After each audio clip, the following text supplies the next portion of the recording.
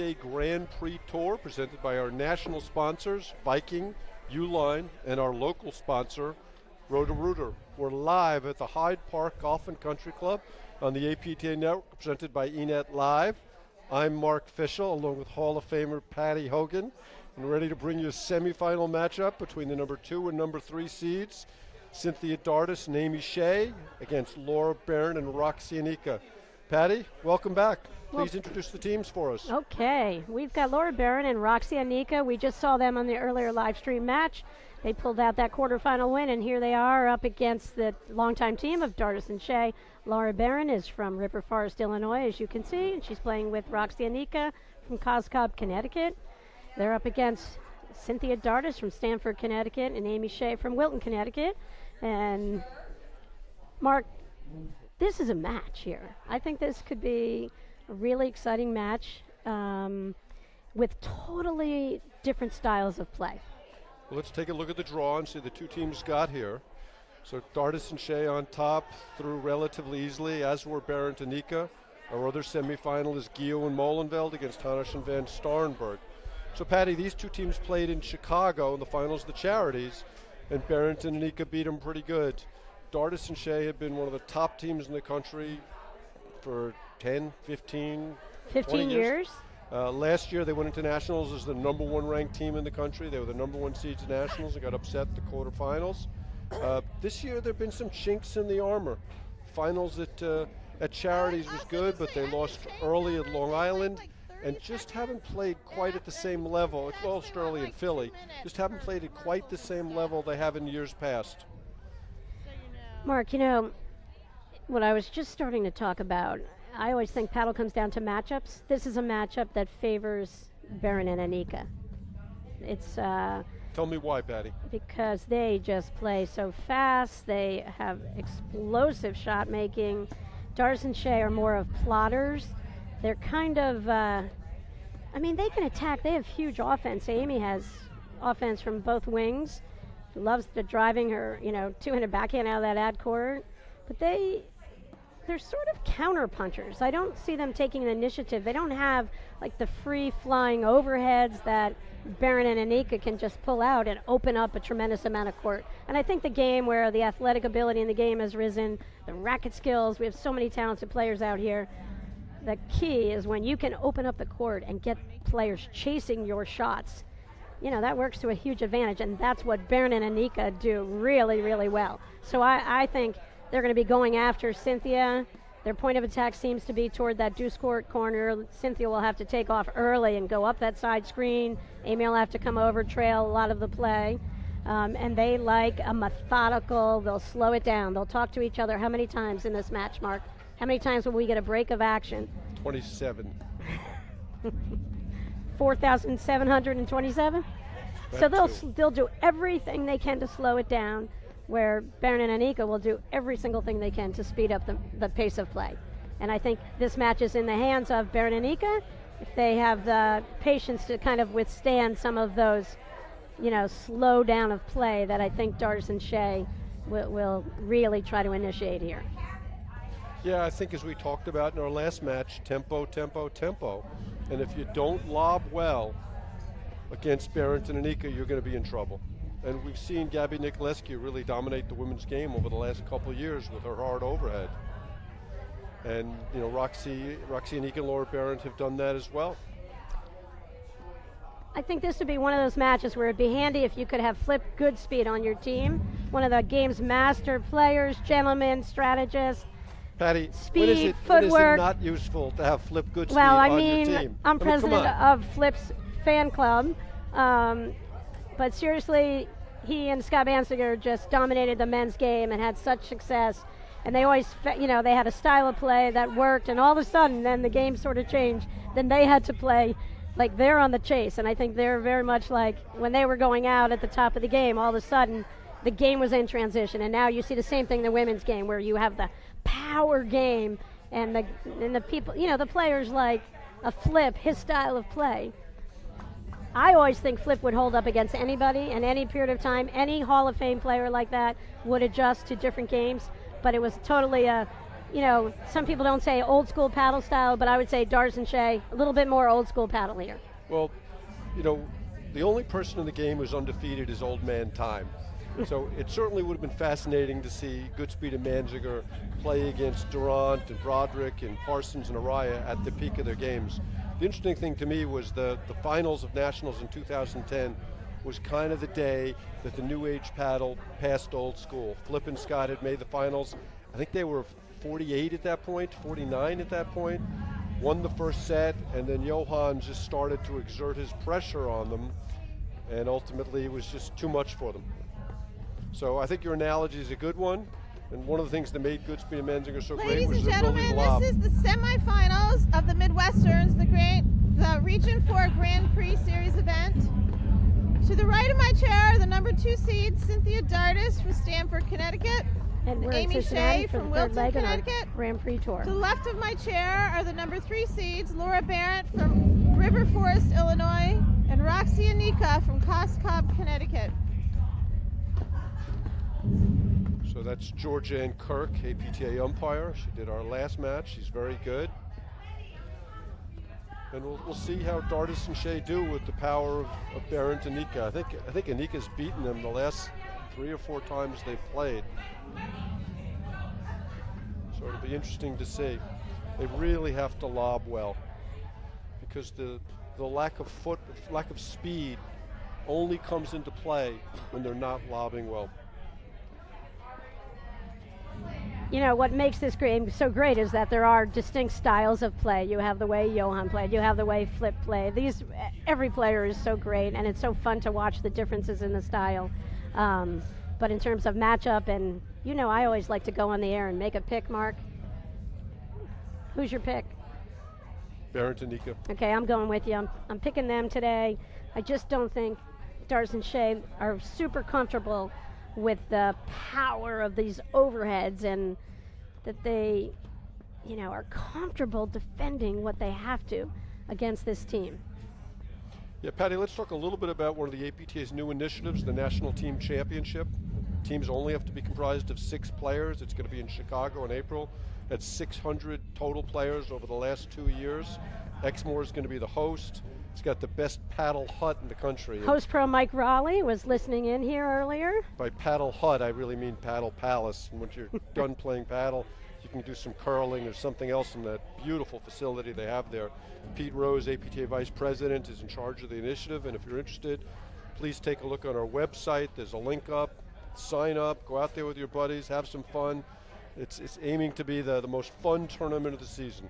So whatever your level is, we've got a level for you, and we encourage you to give it a shot. Yeah, Pete is so passionate about this effort, and with the support of Scott Bondurant and everyone in the Chicago community, they are so welcoming to the players, and I've heard from so many of the players who had such a positive experience, and so glad that they got a group of their team together, and now you can get a group of your buddies and go out there, spend a couple days in Chicago. They know how to host a paddle tournament as well as anyone. I've never heard anybody say a negative thing about being out there. Everybody loves it. Patty, why don't we talk a little bit about the tournament you're running fairly soon? I think you're talking about the Junior National Championships, which will be in late February on the 23rd. We're hosting it again in Summit, Short Hills area. Dave Broderick, paddle extraordinary pro from Short Hills Club, where the next will be the Grand Prix after Boston will be in Short Hills as well. We're hoping we have over 200 kids out there, and signups just went live on the APTA website. And any member of our organization who, kids can join for a very low rate of $15 for a year, Mark. It's amazing what they get for that $15. And we, they get to participate on the Viking Junior Tour. And we're looking forward to another great event this year. We get such a collaborative effort, Mark, as you know, from all the Jersey pros, and you've been around for a nationals or two, and you're very much symbolic of these pros in New Jersey who we all love junior paddle there, and everyone helps and everyone gives up a day of their professional, they don't earn any money and they volunteer to come out, be the hut people, really help the kids have a great experience. That's awesome. Okay, so here we go, Cynthia Dardis to serve. You can see right off the bat she's staying back against Laura Berendt's return.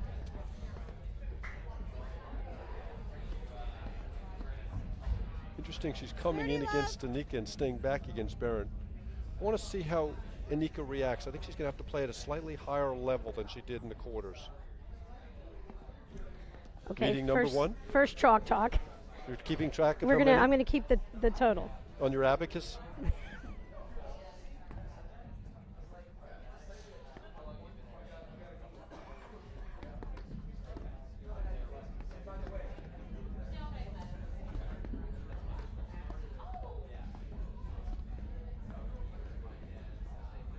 One of the things that's made Dardis and Shay one of the top teams in the women's game is you do see their traditional setup at the net. They're a really good shifting team.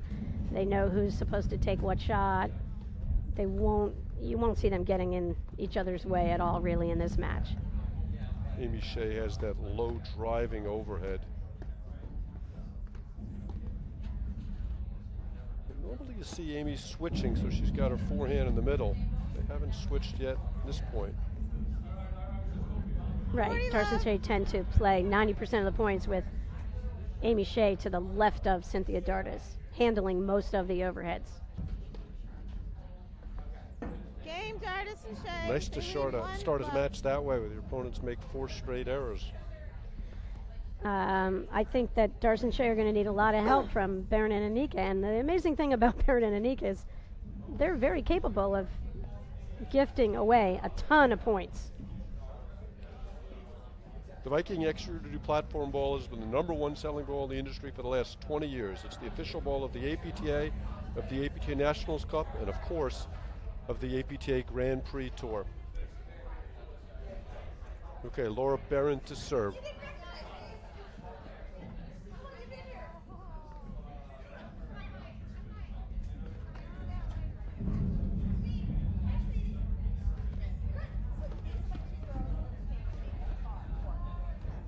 Great volleys from Dardis. Is that the best part of her game, Patty? I mean, she is such a tenacious paddle player. I almost feel like the best part of her game is the intangible, her intangible ability to be competitive. She will play every point in every match. She doesn't give away any points. We talk about Berendt and Enica and how charitable they are at times. Well, they'll spray, and they don't mind if they play a high-risk game, and they don't mind errors that go with it. Where Cynthia's style of play, she really can't afford to make too many errors. Dardis and Shay look very sharp early.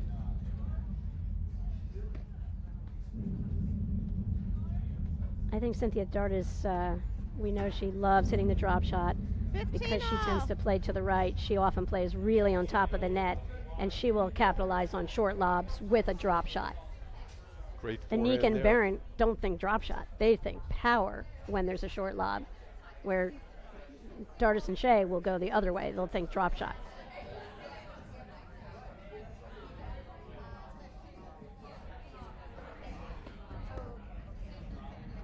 I think we're up to about 7 different states are watching paddle right now. We've got a shout out down in South Carolina from Jim McCready.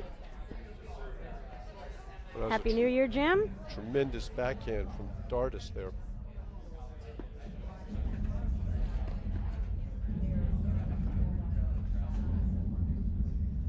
A lot of early misses from Berendt. 40.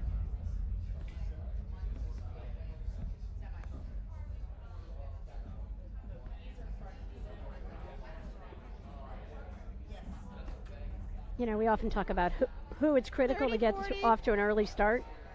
I don't think with either of these two teams it matters, because I think Enica, Berendt are oblivious to the score when they play, from what I've seen. And Dardis and Shay, I don't think they feel like they get their money's worth unless they play 3 sets in a match, Mark.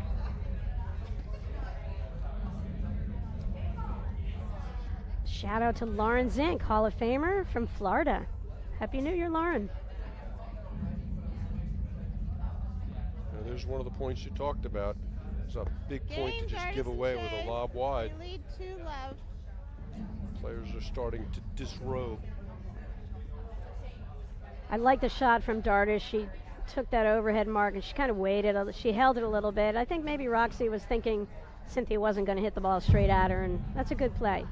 I like Cynthia hitting that ball straight ahead at that ad court player, not let Roxy be creative on either side, just, you know, kind of jam, you kind of hit the overhead to jam her on, almost on her shot. And she certainly did that there.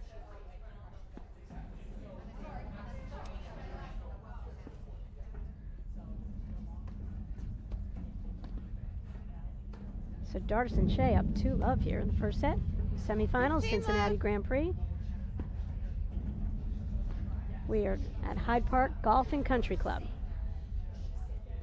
Yeah, Berendt and Enica seem kind of low energy to me right now. They need to find their mojo. I mean, they can easily lose the first set and still win. They got to pick up their level of play.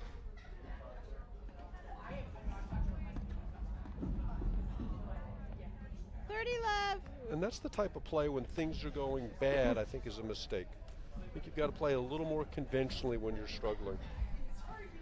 And given that Laura's missed 6 or 7 balls in the first 2.5 games. 30-15. Well, it's early in the match, you know. No one's having a stellar performance yet, so they kind of have to work their way into it. And, you know, you want to do it with, you know, some low-risk shots, I think.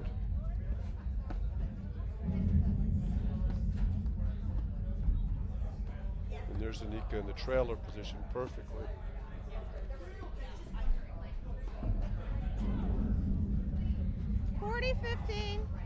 I mean, that was a great ball for Cynthia to let go. That took a lot of nerve.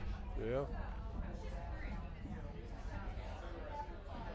Another miss from Berendt.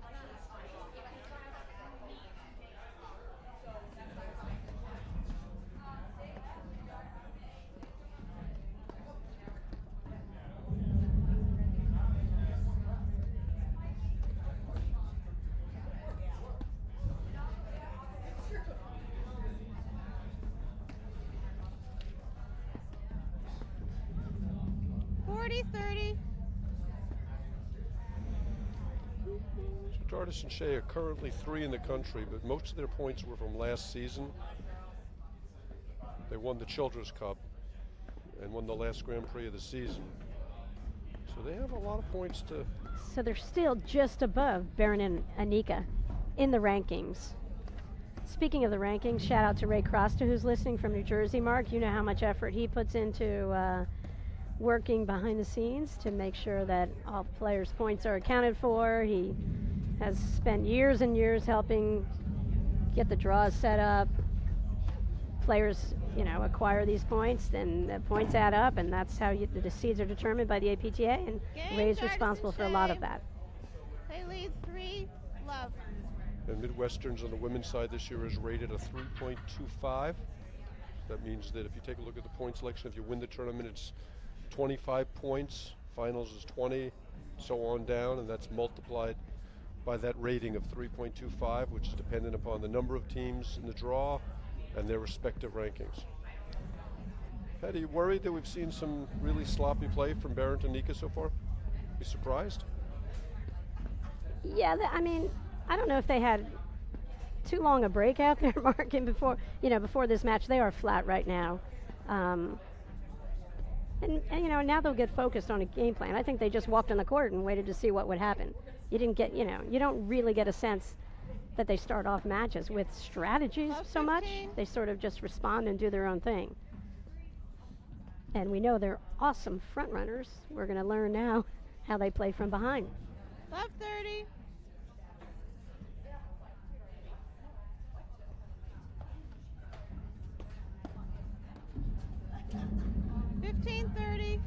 Enica's lucky she missed that one. Tried to make a volley on that ball. Yeah, that was a nice opportunity for Amy Shay. She doesn't miss that too often.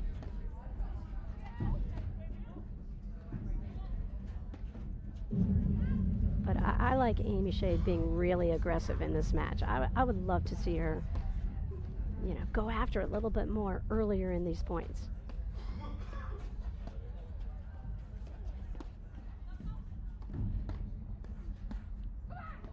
Oh, which is hard to do when you come up against hands like that. I mean, what amazing volley right there. Great exchange. Right. Amy did everything right, except the winner by Berendt. Really important moment in the first set. Somehow Berendt and Enica can get a hold out of here. 40-30. Dardis was just a little indecisive there. That was a tough ball. But I like the return of serve up the line. Sort of, she was thinking about, you know, a sequence of shots. I like that.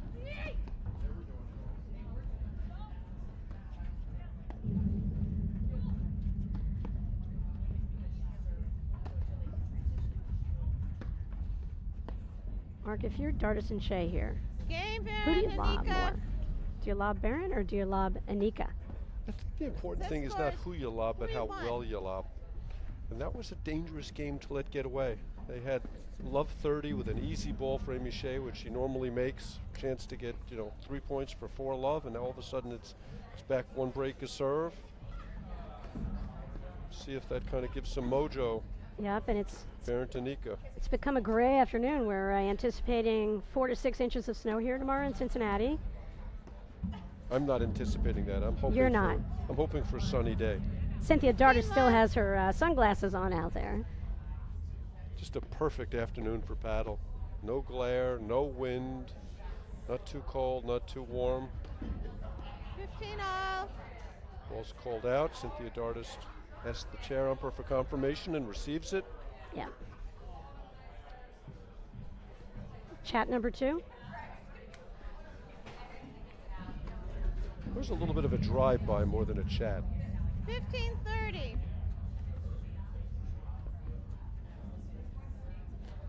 Good return from Berendt. She's starting to find her range a little bit.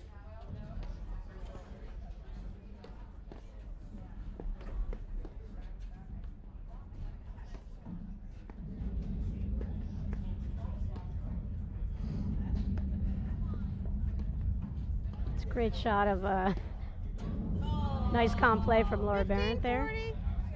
Cynthia Dardis with a wild swing on that overhead. Hey, where was that going? That ball was out by like 4 feet. I think she was trying to imitate Roxy. Good luck with that. And that's what we talked about. There's chat number 3. But that's where they normally are so mentally tough, they don't give anything away. You know, and That was an interesting shot from Roxy. and Cynthia had a big miss on that overhead, but I give her credit, Mark. She knows she's got to keep retooling and adding to her game, and she sees that crazy swinging overhead is a real effective shot for a lot of the top teams, and they need to add that to their arsenal to be competitive consistently out here on the Grand Prix Tour. And quickly we're back on serve. We're going to work on some scores for you from the next court, the other semifinal.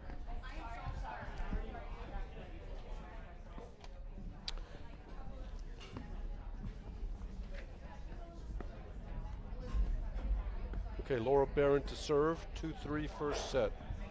We've got the 95s going on right now, Mark. In other parts of Cincinnati, we've got 3 events this weekend. We've got the men's, we've got the women's, and we've got the 95s. Or is it a 90s, Mark? 90s. Only 90s. Short Hills has the 95s. A little lucky from Enica there. 15 love. Very high risk overhead.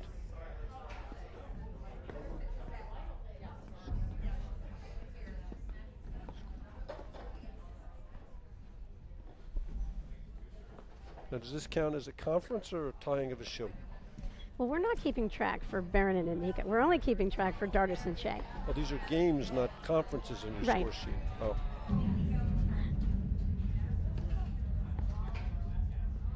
And really what makes Dardis and Shay such a phenomenal team over time is they do work their way through matches, and we kind of tease a little bit about the number of times that they'll stop play to have a discussion, but it's what's made them a great team. Or it's part of what has made them a great team, because they know how to 15-30. slow down matches. They're really hurting them on return to serve right now. Well, they are, Cynthia and Amy are so pinpoint accurate with their return to serves, and they can put the ball where they want it on the return and kind of avoid that net player regardless of the formation. 15-40. I think this is a really important game for Dardis and Shay to close out.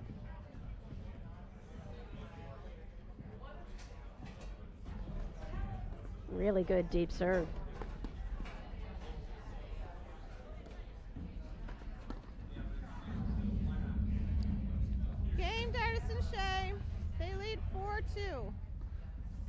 On the next court, it's 3-2, Hanisch van Starrenburg.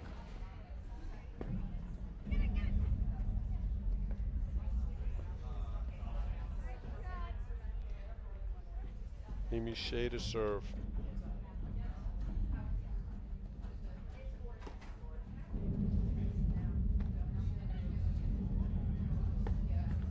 Love. Really solid volley.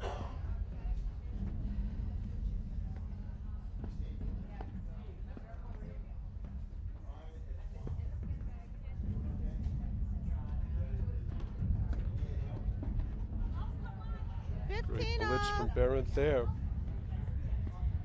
I mean, what a tough move by Berendt. How tall is Laura Berendt? Let's say 5'7 3/4. No way. She's so much taller than that. She's got a wingspan of a 747 out there. That is a tough ball to defend. My point is, when she's moving up on you and you're at the net, she just can cover so many shots. I love the play of her blitzing forward off of Roxy's shots. 40-15. Missing a lot of balls. 2 points for 5-2. So Enica right here has to show something. She's been kind of invisible in this set so far.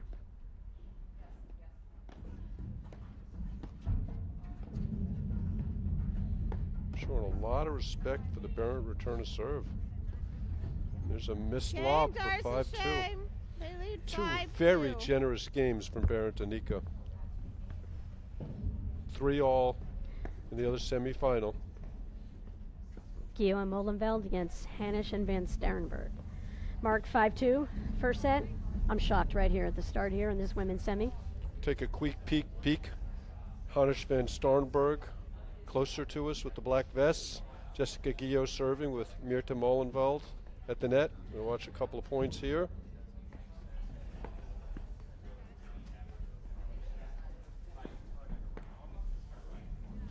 Okay, we're going to come back over there after this first set ends, maybe show you a little more of the match. With apologies to Martin Bostrom.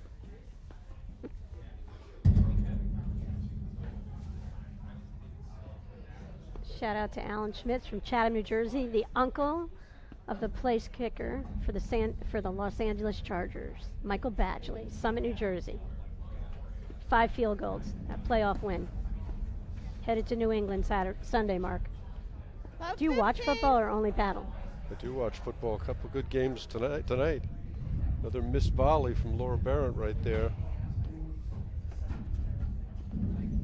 Great return from Amy Shay, and they're 2 points from the set.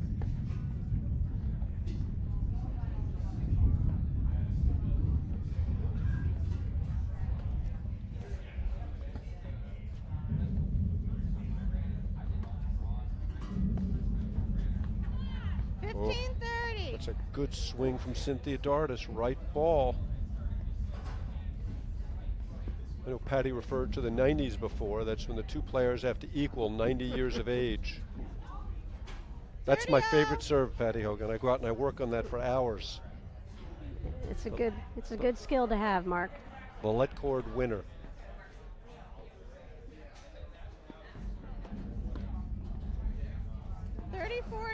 Set point.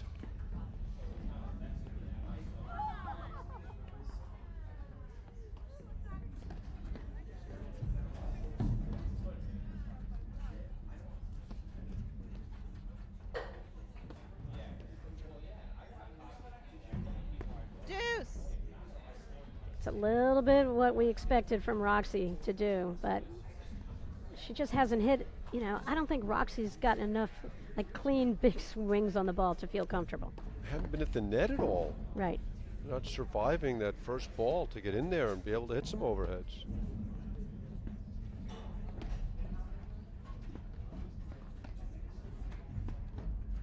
Great spot. I think Amy Shay spots her forehand better than any woman in the game. She's always looking for that right hip on the right-handed player.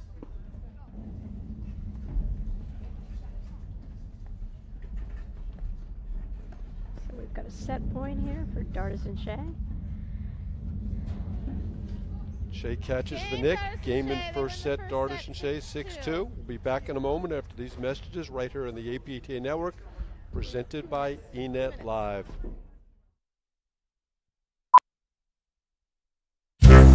Mister, are you a roto-rooter plumber? Guilty. Did you fix what flooded my house? I sure did. Toilet overflow? Nope. Pipe break? Getting warmer. Busted water heater? Nailed it. How long can you hold your breath? Is that your real hair? What's the birds and the bees? Do you know where my grandma is? You know, I don't know. What's next? Wrapping up the water cleanup. You do that too? We do both. Fair enough. Call Roto-Rooter for plumbing and water cleanup. Yeah, we do both. Okay, welcome back to the APTA Grand Prix Series. We just finished the first set with Dardis and Shay winning it over Berendt and Enica 6-2. And we're giving you a quick peek at Hanisch van Starrenburg against Guyaux and Molenveld. We think it's 3-all add in with Guyaux serving. Great play from Hanisch there. Nope, that was a game point. Game. Hanisch van Starrenburg, they lead the first set 4-3. Okay, we're coming back to Berendt and Enica versus Dardis Shay. Waiting for Dardis Shay to come back on the court. Patty, what do they have to do to change things up? Because that was just a very flat first set. No emotion, no energy. I mean, moments like this, I think about what Tonya Mangan would say. Tonya just joined in watching from Long Island. Tonya's a great player, my college tennis teammate at Rutgers, fierce competitor. And I think that, you know, Enica, Berendt, they are free swinging. They are so talented, but they've got to become competitors right here, Mark. I just don't feel like they're grinding this match out at all. You know, they've got to pull out a Dardis and Shay now and just play, you know, kind of break it down, work together, and, you know, they're the ones who have to slow down this match. I'm shocked that I'm saying that, Mark. It's not the first time we've been wrong. It won't be the last, but they've got to slow down play in a way, but that's not how they like to play.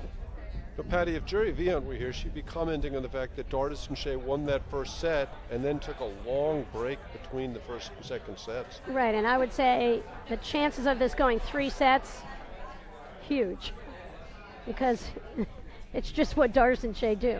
Yeah. They tend not to keep their foot on the gas. Uline is the leading distributor of shipping, industrial, and packaging materials to business throughout North America.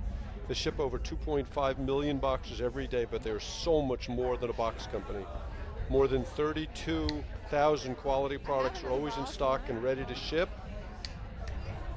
Outstanding customer service means they're here when you need them 24 hours a day, 7 days a week. Uline, the best selection, products, and people for an unforgettable customer experience.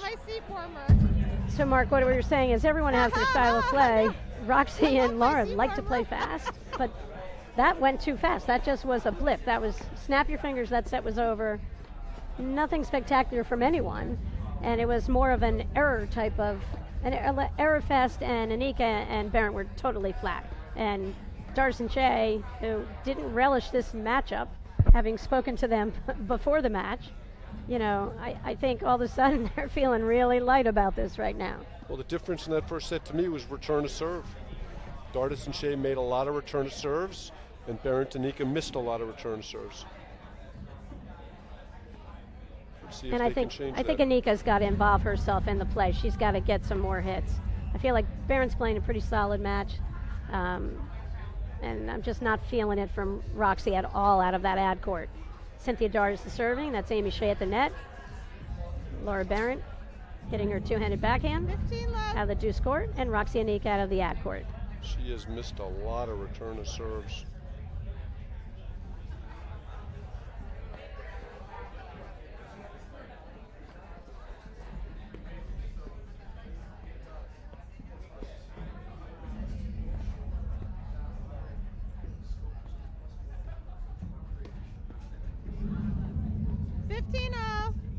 Return there from Enica. And that's what they need. They've got to put some pressure on return of serve. Something they just haven't done enough of.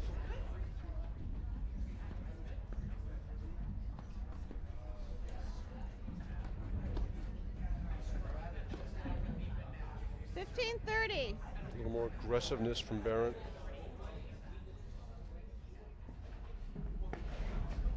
That was a smart play by Berendt. She saw Amy Shay backing up from the net there. That was not a good play from Enica, who had the whole side of the court open, and They played 4 points this game. They've missed half the return of serves. That's not a winning formula. 30-40. I'll be curious if Enica has the ability to let Berendt take this match over, and maybe Enica can just concentrate on just putting more balls in play, Mark. Well, that game was just donated. They lead That- You hate to do that after you've won the first set.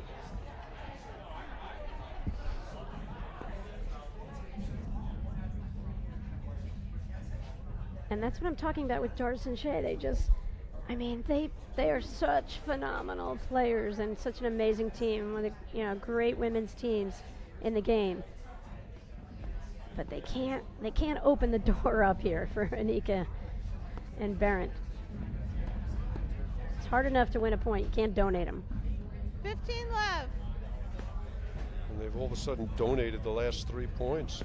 And we talk about momentum in paddle and how it can change within like 1 or 2 shots. It's amazing. Shout out to Jill Fair, mom of Garrett, Viking Junior Tour player. They're heading out to Long Island. Lisa Rudloff's going to run the next step, the next Viking Junior Tour event this Sunday at Huntington Country Club. Garrett and Owen Irish had a big win and have reached number 2 in the 12 and under national rankings, Mark, that are now posted online. Did you know that? I mean, Did not. wouldn't you wish you could go back in time to get a junior national ranking? Now the APTA does that, and they're live.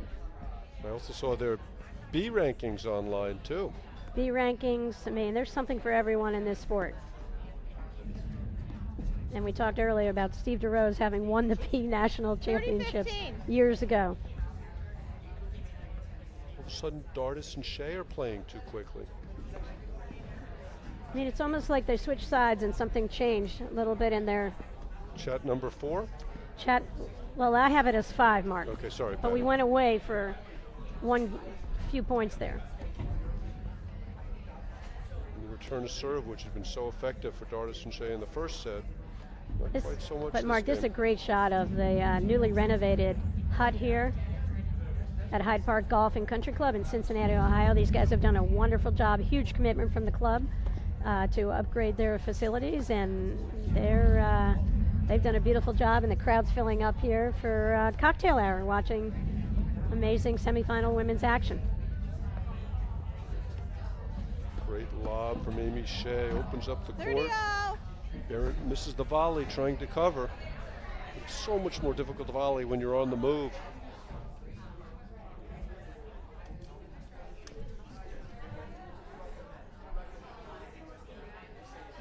Big point early in this set.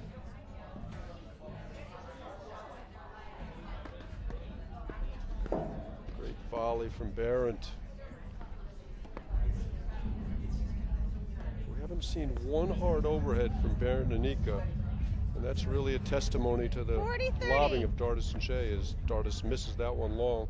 And it's just what we didn't see with the last match in the quarterfinals. Prop and Spritz just couldn't get their lobs up enough, deep enough and high enough to kind of offset the swinging overhead incredible shots that Enica and Berendt seem to hit at will. But you're right, Mark, they are just not hitting as many here. 2 consecutive lobs drove Roxy Enica behind the service line, and that's what you want to do.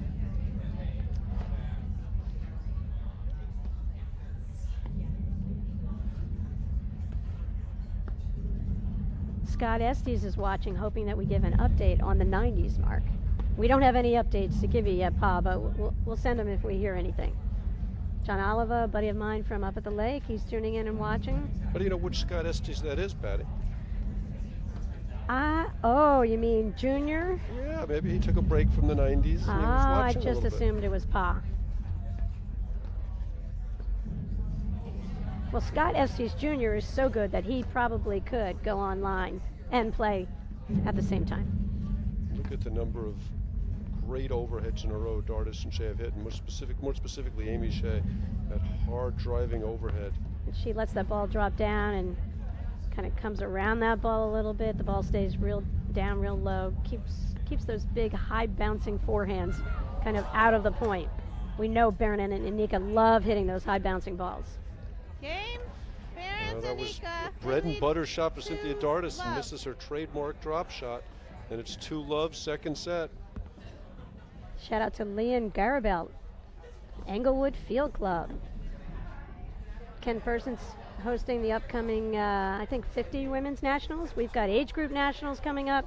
Second half of the year, there's lots of national titles on the line, culminated by the league championships in April in Chicago. Get a team together and go play.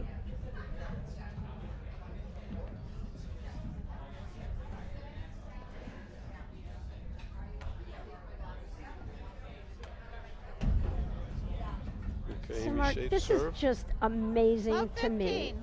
The momentum swing that has occurred for no reason. Love 15. Yeah, it's pretty remarkable, isn't it, Patty? Think it had anything to do with the long break Dardis and Love Shay 30. took between sets? Easy to say. That might not have been the greatest move. Great serve from Amy Shea. 15-30. Yeah, I would not have left the court. I would have served that first point of the second set so fast before Enica and Berendt could even think about it. 15-40. Another missed drop shot. It's the Yeah, right that shot. was a Missed it. rough volley there.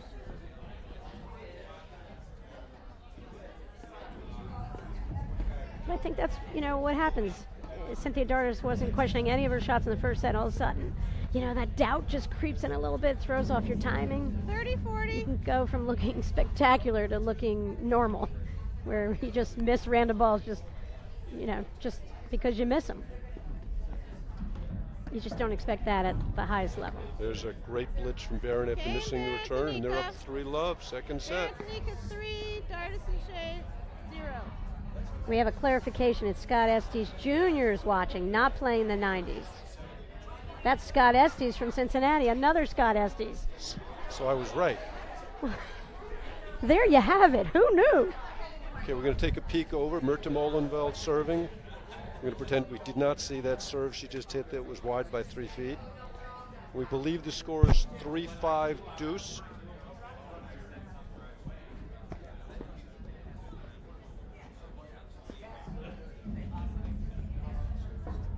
Love 15.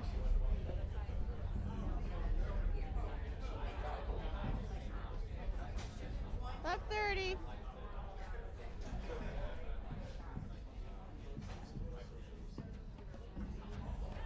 Okay, back to Love this court. 40. Quickly, love 40. A couple of Enica faults. Almost identical to what happened in the first set.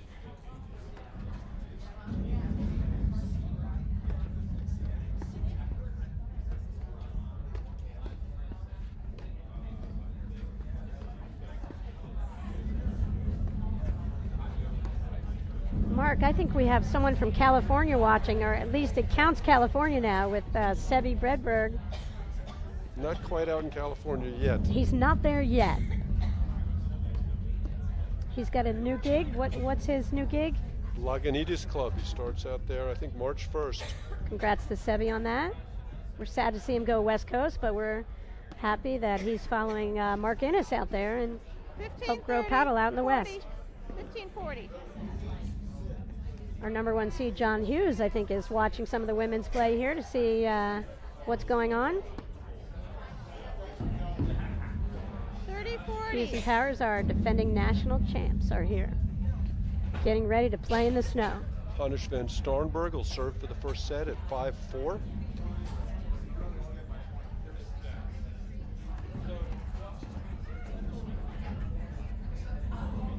Boy, consecutive blitzes takes us back to deuce. The set is getting away from Dardis and Shay. It is.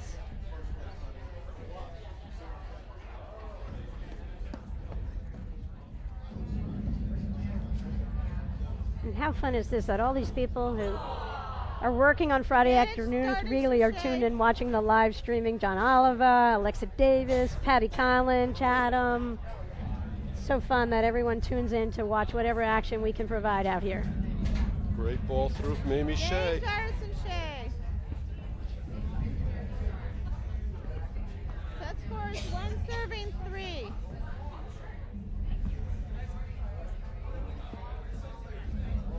All right, so we're right at this point where obviously Berendt and Enica need to keep applying some pressure here, and I want to see Enica get a little bit more involved out here.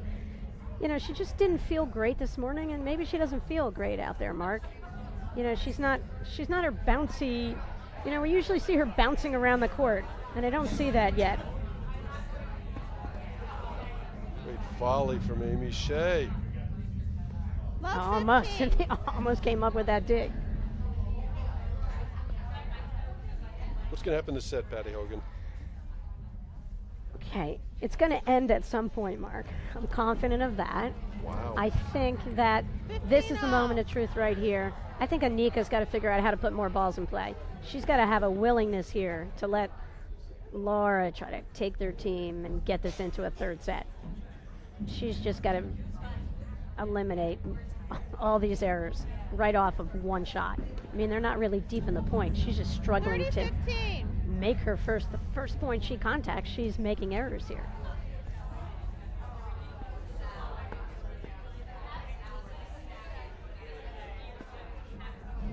What do you think, Mark? We'll know in the next game or two, Patty. It's just been kind of donate back and forth when neither team really wants to get control of it. I think the only points Roxy's won on her return are when there are faults. I mean, that's pretty amazing. It's a little harsh, I realize, but it's really the case out here. So right here, I mean, Dardis is feeling a little bit, that was a much shorter serve there. All right, Roxy put it in play, Mark. Step in the right direction.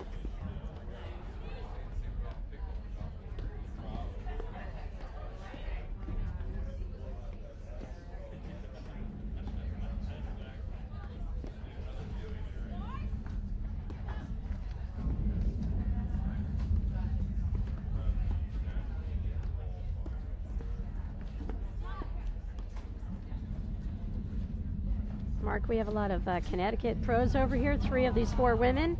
Want to tell us about the clubs they're representing here? Amy Shay catches the nick. Big moment in the match, Patty. How many nicks have we seen in coverage today? Just in a little amount of time, and they're not covered. They haven't been defended really well. Well, I don't like that chip return from Laura Berendt. Kind of hit that ball. It's such a good game. There's a good lob from Enica. Sets up her forehand.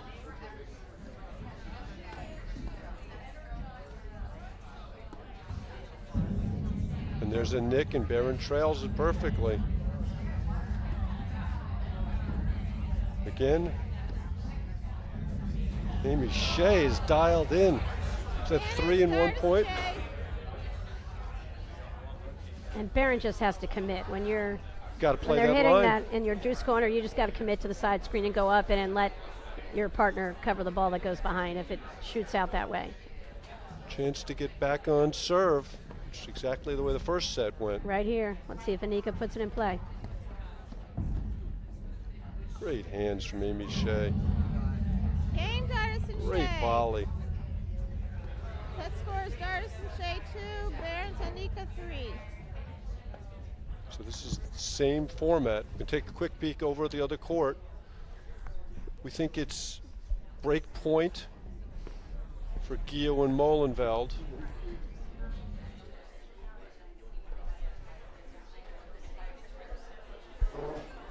Longtime Chicago pro and top player Peter Burka is going to join us as Molenveld takes another one off the head. Deuce.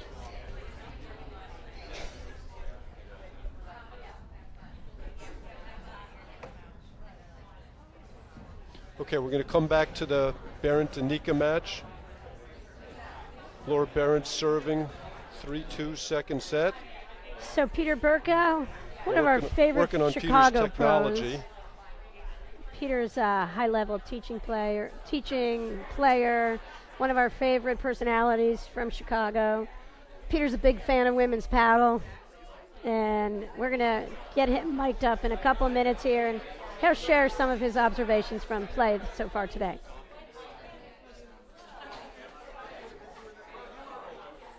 Great return from Amy Shay. She is clearly the best player on the court right now. Amy's really played a solid match. The forehand and her overhead.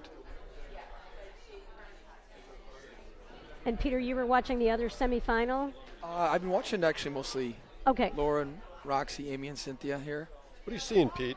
It's, gosh, there's been some ebbs and flows with, in the first set, 3-0, 3-2, 5-2.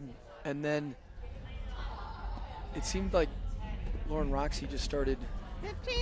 I felt like one point, there was that one long point where Laura and Roxy were on the far side, and they won it. And that helped them build that 3-0 lead. And I feel like they needed a couple long points. There's so many short points they're going to be willing to play. Maybe just mix in a few long ones. 15-40.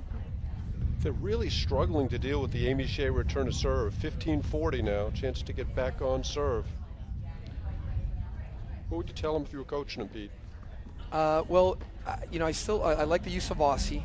Got to do that. I think 30, it looks 40. like they've been doing primarily Aussie stay. I'd love to see an Aussie go, cut that return off in the ad side. So make a move, show Australian, and yeah, then just show a different look. It's move and make them hit around you a little bit.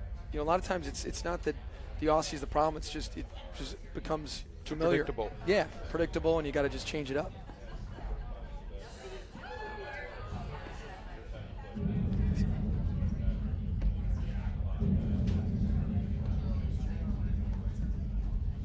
They're just not generating any offense in the backcourt. Yeah, and I think on the flip side, I love that Amy and Cynthia come in, take the net every time. You're getting a free trip.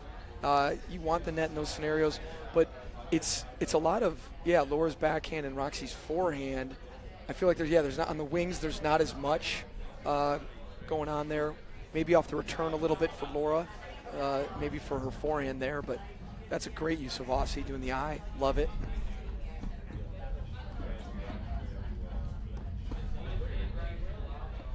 We were talking earlier, Pete, before you joined us, that Berendt and Enica just have not done much damage on return to serve. And there's another nick from Amy Shay. Yeah, Amy's locked into that shot. Yeah, I think the one play that seems to be available that they're not doing enough of, or maybe just not winning enough points of, is it's on the deuce side where the server is willing to stay back on Laura's return.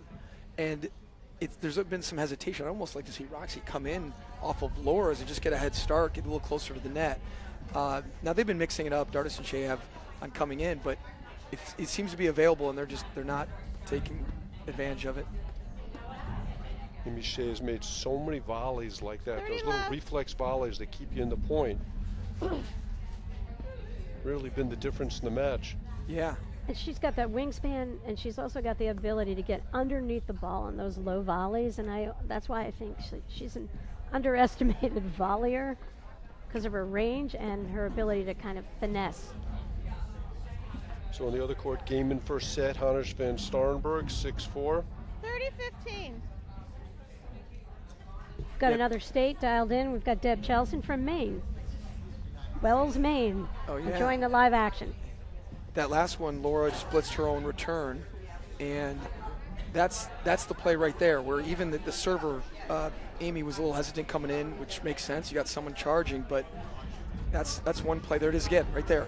That's a play that I know that you're not going to win every point on that, but it's puts pressure on the server, pressure on the server's partner, and it's a play that I think they need to do more and more of. Now, once Amy and Cynthia can make the first volley, though, it's definitely been an advantage to them. I mean, like you said, Mark, there's not been enough offense being generated in the backcourt. 30-40. Not sure why Amy threw her arms up.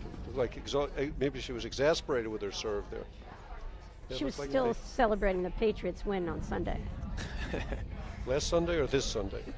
last Sunday. They're not winning this Sunday. Wow.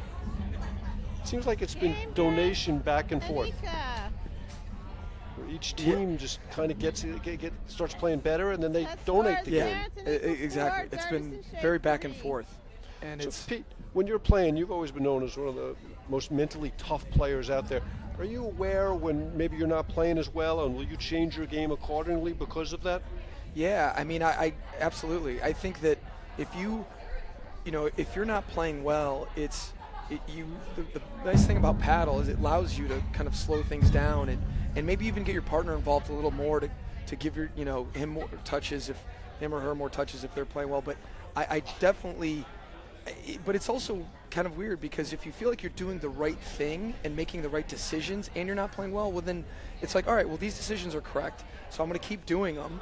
It's just I haven't executed, so obviously you just, change your margin. Margin for error is a big one. So belief in return to the mean. If you're hitting the right balls, eventually they're going to go in, and Yeah. you're going to be successful. Yeah. I mean, if it's what you do what you do. It's.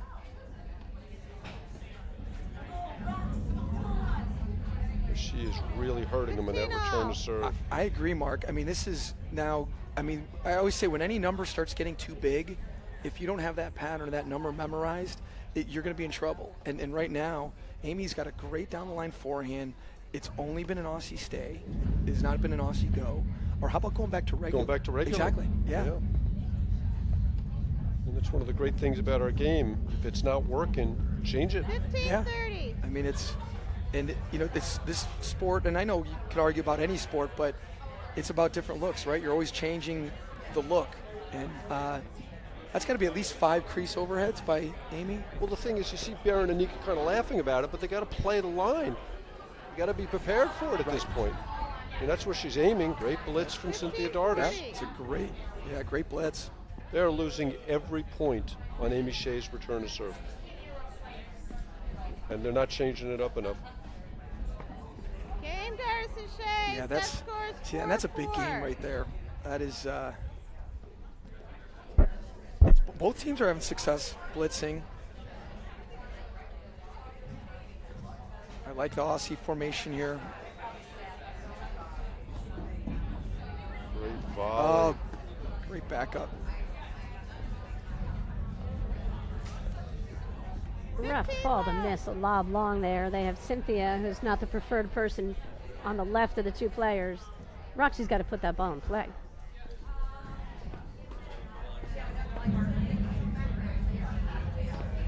She absolutely does.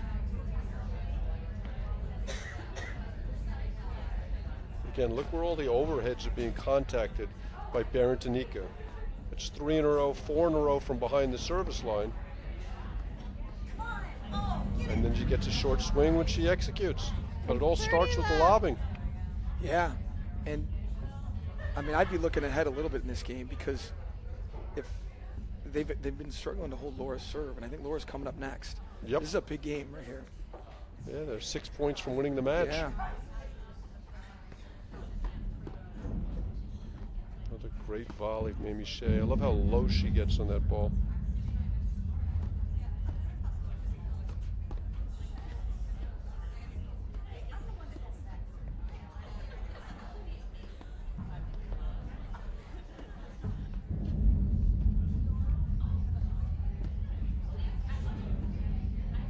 See that swing from Enica right there?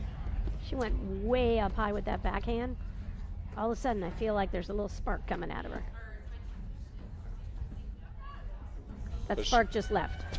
She misses a lob wide. 40 love. Love the way Dardis and Shay move at the net, Pete. Creating that wall, playing the 2/3 of the court. They're just so solid. Yeah. Fundamental paddle, shifting at the net, I lobbing even like how well. they're a little off the net too. Give them that little extra time. They don't hit too many outballs because of it. 40-15. I agree. Enica catches the lead court here. 2 more chances to go up 5-4.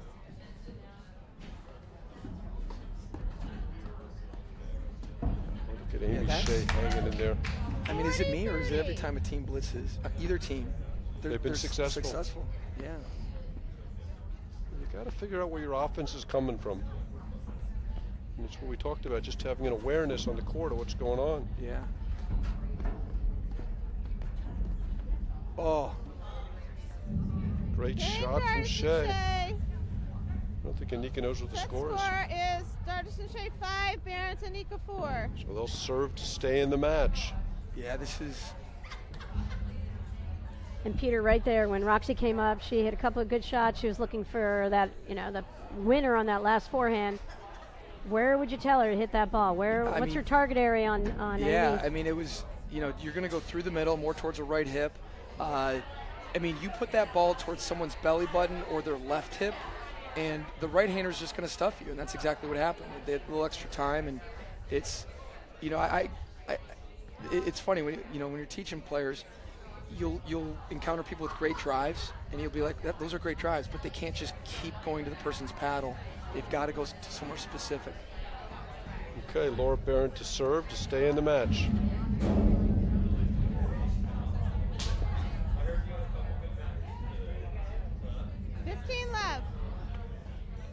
Laura. We saw so much of that slice being effective in the quarterfinal match from Enica and Berendt. We just haven't seen it at all here in this match. Testimony to the lobbing. Because of the lobbing.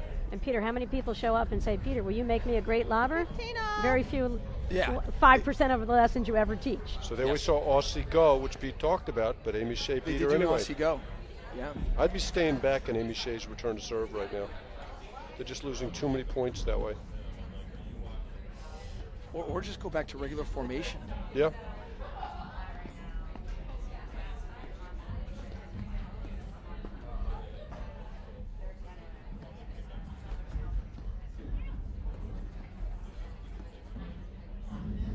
I think these points are too big for, that's where the overhead's got to go, right down the middle. Two score players back, and a little risky to go to the corners at this juncture. Every point matters. Wow. Great pickup.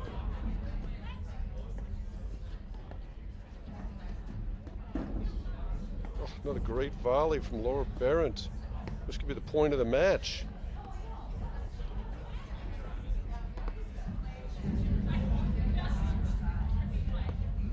Little confusion there. Whoa, I thought that was close. Oh, that was really close.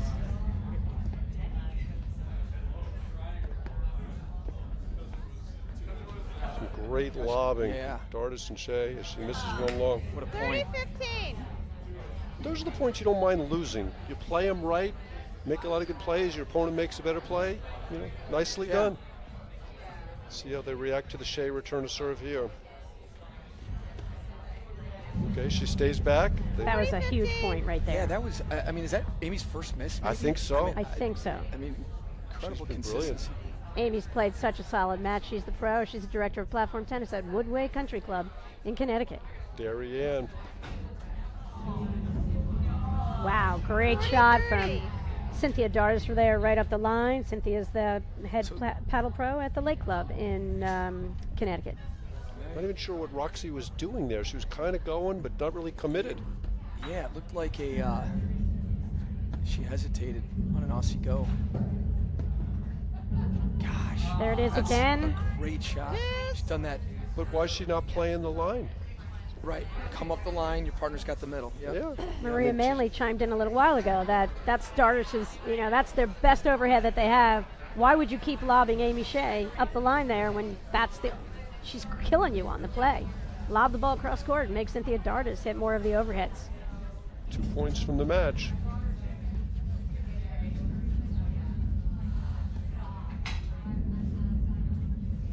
And again, a bunch of great lobs. Pushing him back. Oh, wow. Guts to let that one Dardis go. was willing that ball in with her body language there. So Amy should keep taking what she's getting. I mean, she's getting this down line. If they do Aussie stay, come in, take the net, been winning a majority of those points. It'll be interesting to see if Roxy moves on this one. I'd have gone regular here. Better serve from Laura Berendt. Peter, I rarely see people play Australian and move, to tell you the truth. In a lot of these women's matches, I just don't see enough, lot of movement. And I think that's a great point that you made, it just is a way to throw off the return to server a little bit. Yep. There's the hard overhead. Dardis has the answer. Nice pickup.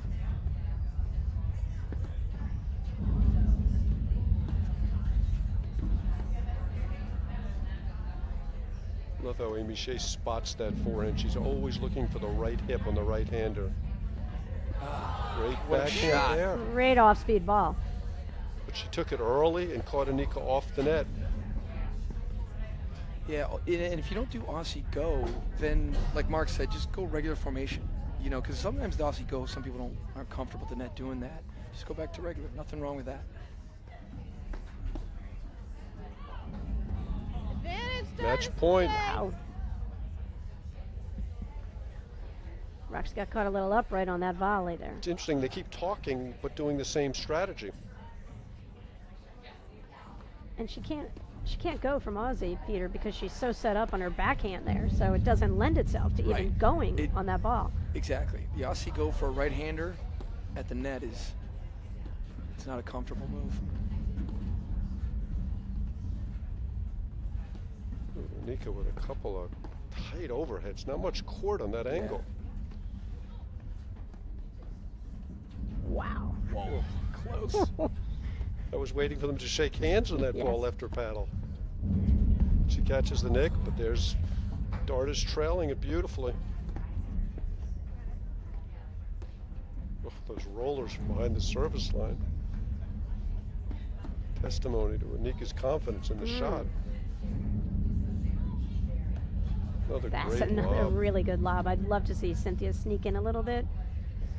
You know, she lobbed Laura so far back. Yeah, they're lobbing very well.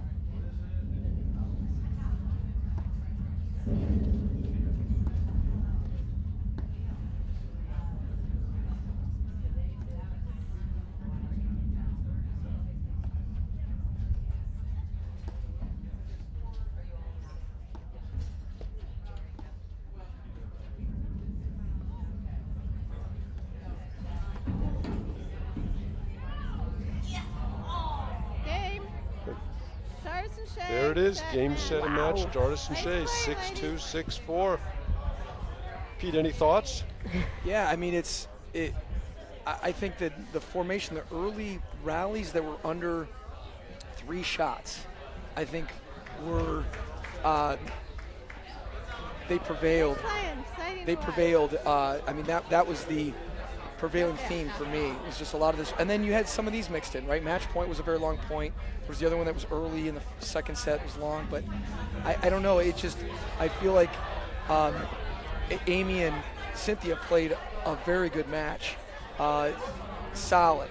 Lobbed well, drove well. Laura and Roxy probably needed a little bit more strategy. And like you said, going the regular. Let's go back regular. Maybe just a little. I love the Aussie, big fan of it, but just mixing it up. I would love to have seen. What'd you see? What do you think? I think that's a pretty good analysis, Pete. They really hurt them on return of serve, and they never really adjusted. Okay, Pete, thank you very much for joining us. We're going to swing over to the other court and give you a little bonus coverage. Thanks, Peter. Okay, so I think that Jessica Guyaux is serving love 2 first set. We'll get a mic on the umpire, and we'll get a score as soon as they call it. And if this match goes 3, we'll ask them if they can switch to our #1 stream court. Oh, great shot from Enica van Starrenburg. Love 30.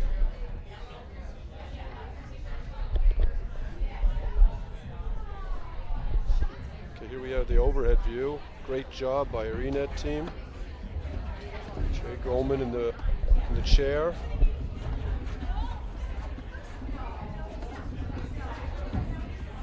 And here we see Hanisch van Starrenburg falling into their 1 up, 1 back. So who's who, Mark?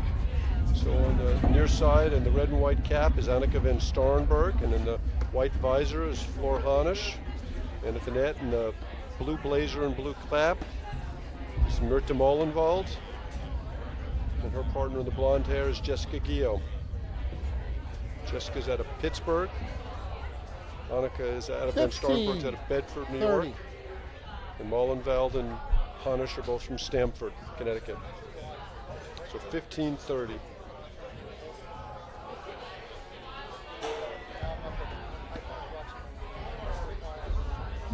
Molenveld bailing there.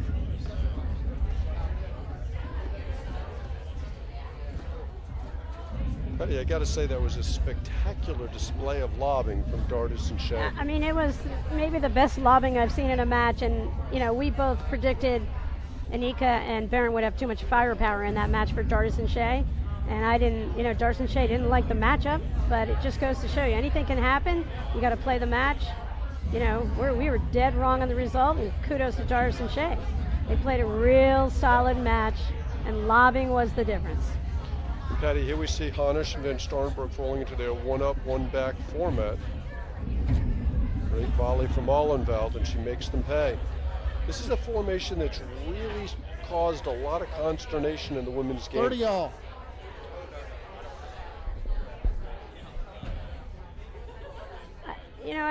I've not seen it as much as you have this year, Mark. So Yes, we ma'am. think the score is 6-4 Hanisch van Starrenburg, and then 2-love Hanisch van Starrenburg. And Hanisch misses that forehand long 40-30. for 40-30. But we'll get a definitive game score after this game. I think when I've seen teams play well against it, it's because they have a willingness to put the ball up the line and play, go for consistency, and not make a lot of errors right off the bat. This is an interesting matchup for Molenveld and Guyaux, and it didn't work out well for them earlier in the season at Westchester. That's a very gentle way of saying it, Patty. I try to be gentle.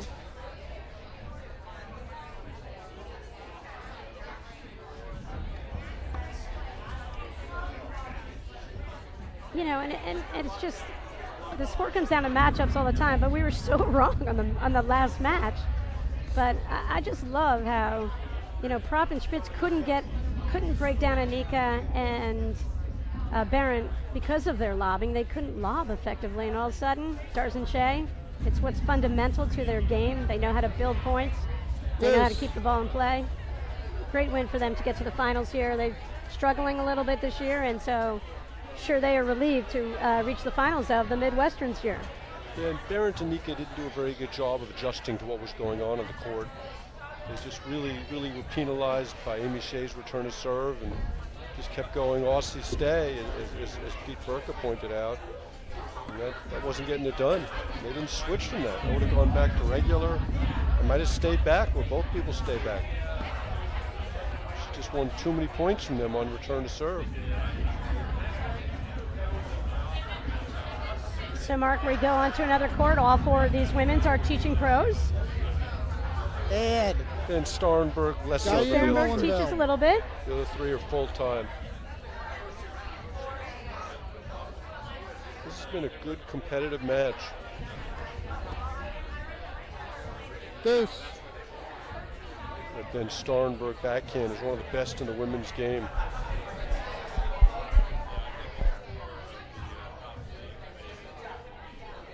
I think cocktail hour is well underway here in this beautiful new hut at Hyde Park Golf and Country Club in Cincinnati, Ohio. We're in the third leg of the Grand Prix Tour for the Midwesterns. We've got men's, women's, and a men's 90s action this weekend. First day is winding down, and we're getting ready for a snowstorm potentially tomorrow, Mark, so it's going to be an interesting day here. As we talked earlier, Patty, it seems in Midwesterns there's always a weather issue.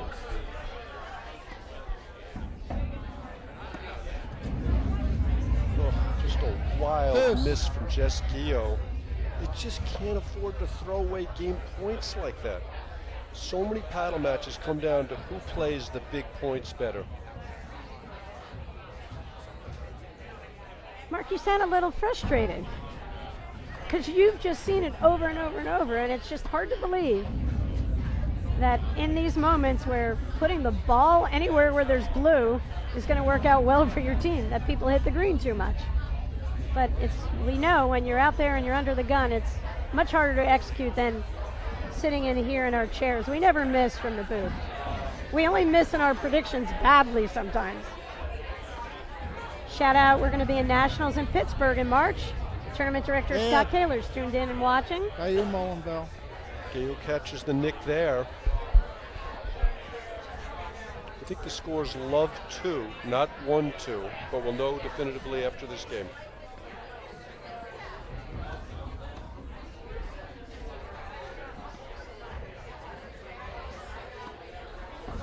maybe they're psychic and they know Molenveld and Guyaux are going to win this game, Mark. I think that Guyaux and Molenveld seem to have a much better plan today than they have the last few times they played, which of course would be any plan would be much better than the last couple times they played. After beating them in Connecticut at Patterson, I think they won 2 games in the last 2 matches they played. Got beaten badly at Philly in the semis, and then got crushed in the final in the money tournament. Here we go. So Kelly did know something. Hanisch van Starrenburg lead the second set, 3-2. So 3-2, second set. And that was a big hold right there for Jess Who's Guyaux. got 3 games? Hanisch van Starrenburg are up 3-2.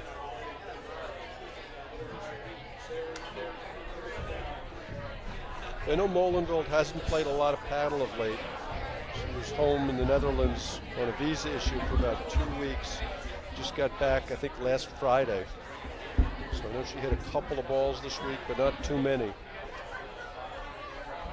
But, you know, they're out here, they're playing the tournament, no excuses. They just got to kind of, you know, she's got to grind it out. And I think Jessica and Mirta, you know, they need to figure out how to get on the same page mentally, and they need to kind of stay together with each other as a team. It's the only way you're going to pull out these matches. I like it, a little chat, you know, a little chat there, a little high five, low five. I like to see that from Guyaux and Molenveld. So Enica van Starrenburg to serve.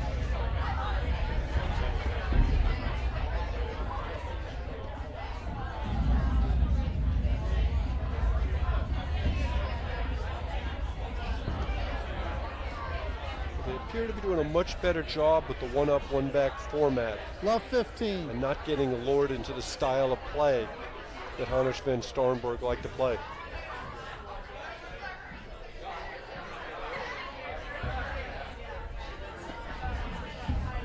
Enica van Starrenburg has got one of the best serves in the women's game. You know, I've not seen her play that much this year. I could see that she's kind of added a little bit of wind-up to her motion. She seems like she's spending a little extra time working on it, has added some pace. It's become a much smoother swing. And with her height, there's no reason why she just can't keep developing it. Love Become 30. more and more of a weapon. Well, she played that point brilliantly and then just missed the volley. She really had Guyaux in all sorts of trouble in transition.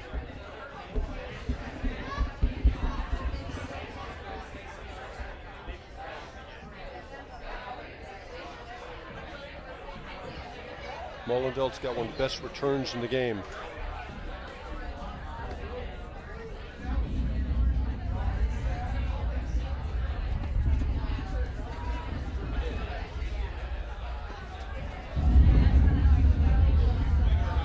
She also has an excellent roller overhead. Guyaux catches the seam. Love 40. I do like her roll overhead. She lets that ball 40. drop a little bit. Surprised Flora right there on that shot. Martin Bostrom taught her that shot when she was working for him at the Field Club of Greenwich.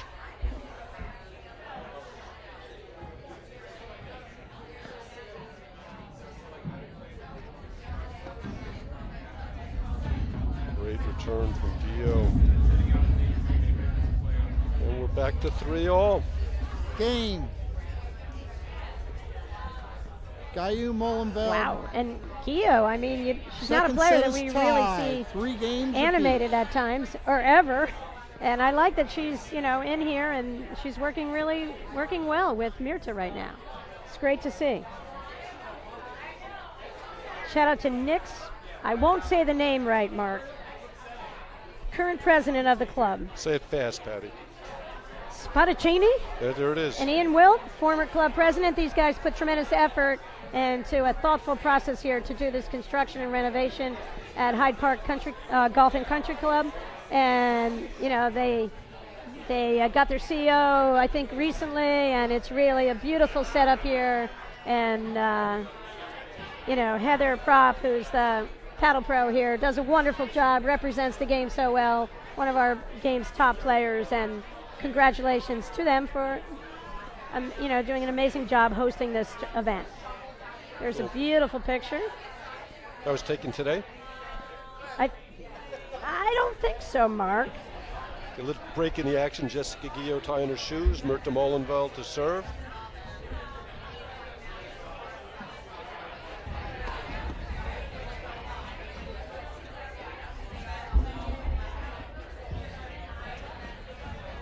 Mark, for those players out here, we see Van Starrenburg, Hanisch, they won nationals 2 years ago. So they're at the top of the women's game. Why did they dramatically change how they decided to play the net? Love It's just 15. the new formation they've kind of found in Philly because of the sun, and they decided they liked it. It took advantage of Hanisch's athleticism and Van Starrenburg's ability to drive the ball from the baseline off of both wings. It's been really effective.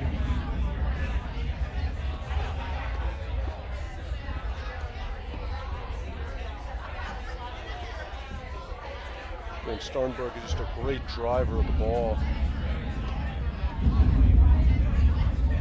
Van Starrenburg, better forehand or backhand, Mark? I know you know well. Backhand. Her backhand is just a tremendous shot. She's just automatic with that two-hander.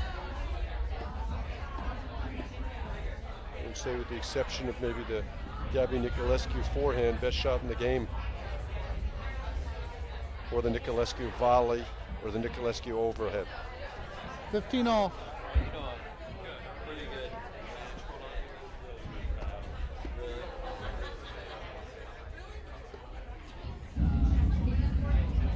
I like the tempo and pace that Guyaux and Molenveld are playing at right now. 30-15. We're down 3-1 break point, and they're 2 points away from a 5-3 lead if they could hold here. Catches the nick.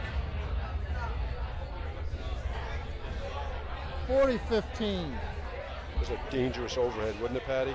Did not have the angle into the corner, but made the shot. Very low margin for error.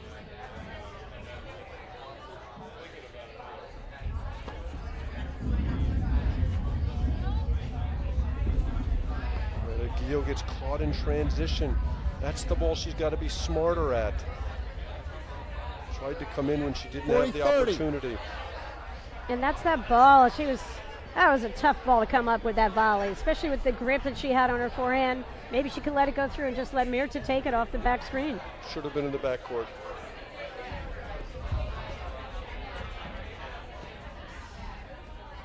This is just a huge point right here, Patty.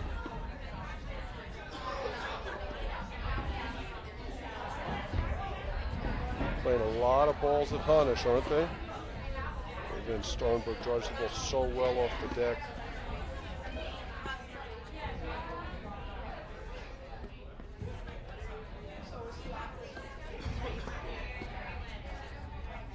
Big volley from Molenveld there, helping out.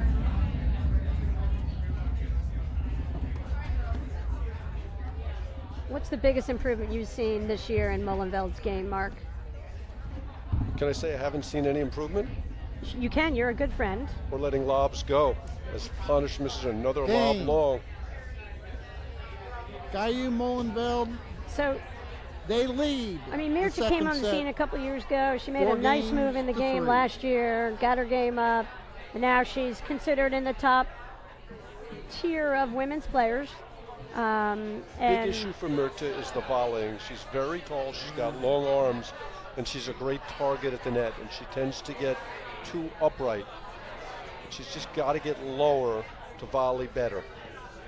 And that's the thing that helped her out a lot. But she drives the ball great off of both wings. And if she can get a little bit lower and volley a little bit better, because one of the Patty Hogan adage is in women's paddle, whoever misses fewer volleys wins. And Myrta drives the ball really well from the backcourt, but not quite as good as the net. Her roller overhead is excellent, but she's got to volley better. Okay, so 3 games in a row for them here. Because I think and the difference, Mark, I think what I see in the women's, the men's, the guys consistently are crushing the ball so much harder that it's an effortless play to take the ball off the back screen. Where in the women's play, you don't see as much power consistently. So you've got to make a volley. You've got to make a stab on some of those balls that are really difficult. Yeah, I think that's changing, though. I think a lot of women are hitting the ball a lot harder these days. Okay, so Flor Hanisch to serve 3-4, second set. Love 15.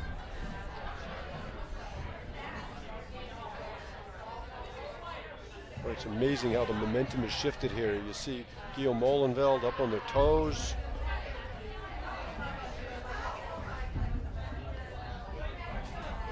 Oh, tough miss from Guyaux there. 15 all.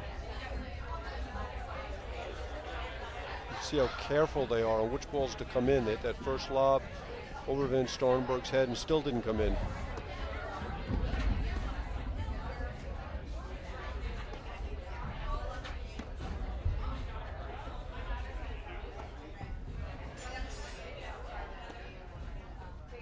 And Mark, there's just so many times in key points where hitting the ball, hitting a boring shot might be the best thing you can do. Doesn't have to be flashy. The Jim Kaufman overhead. There's a rare miss for Van Starrenburg off the deck. 15-30. 15. Yep, I'm gonna. 30. Enica got her two-handed backhand. She got the shot she was waiting on. Just kind of didn't handle it very well there, which is rare. 15-30.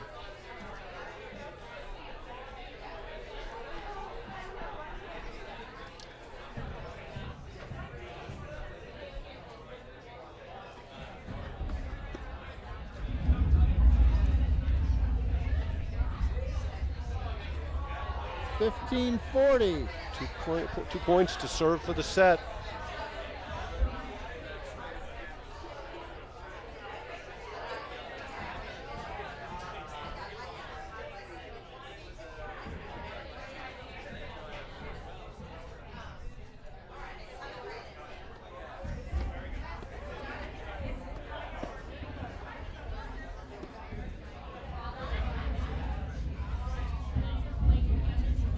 Another missed lob wide. That's 2 this game. 30-40. If Hanisch can wiggle out of this game, you'd have to think the momentum would be on their side.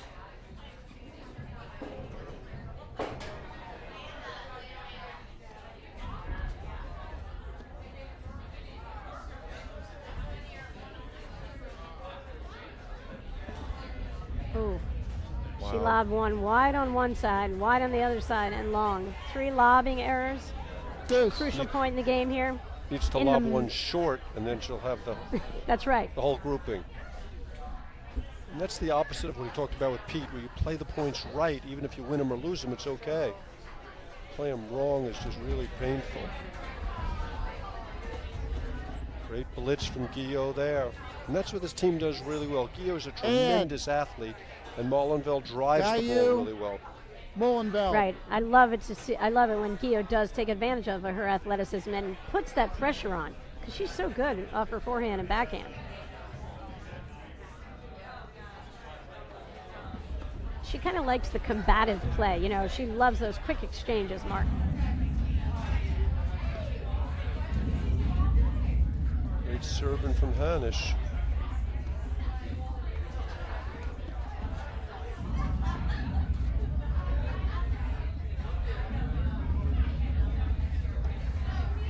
They're pounding the ball into Guyaux's corner here. I haven't seen Molenveld hit a ball at this point.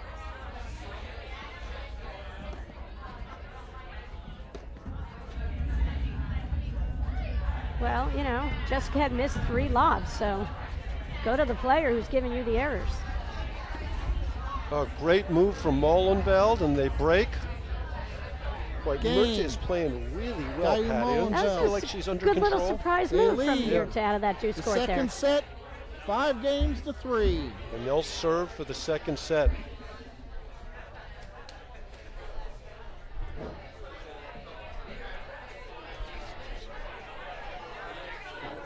Okay, so Jessica Guyaux will serve for the set.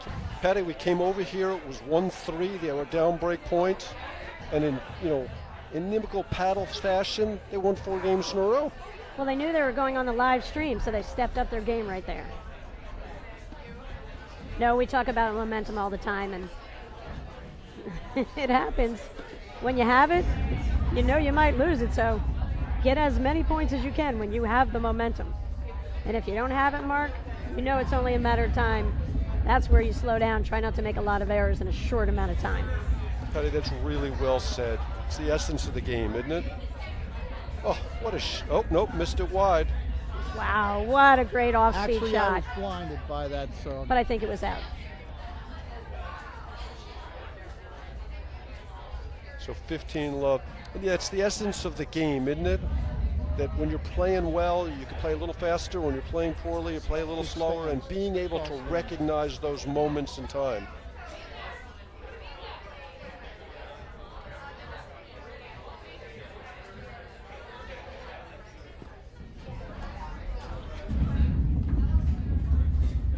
Another great backhand. And she hits Guyaux. Really well played point from Van Starrenburg. 15 all. Or Coops, as some people call her.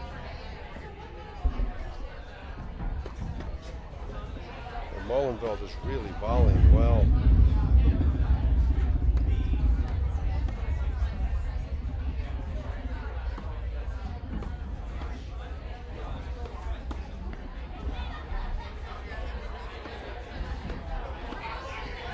And you can see Molenveld is, letting the balls go through to Jessica that she should. I think that's another way to improve your volley skill. Don't try to volley them all. Stay disciplined. Stay on your backhand. Let your partner help out too. Some great lobbing from Hanisch. And there she gets the blitz.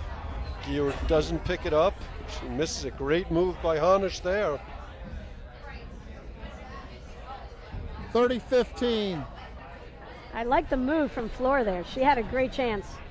She just got caught with a real awkward ball right into her body. Try to find the Van Starrenburg forehand here if you're Guyaux.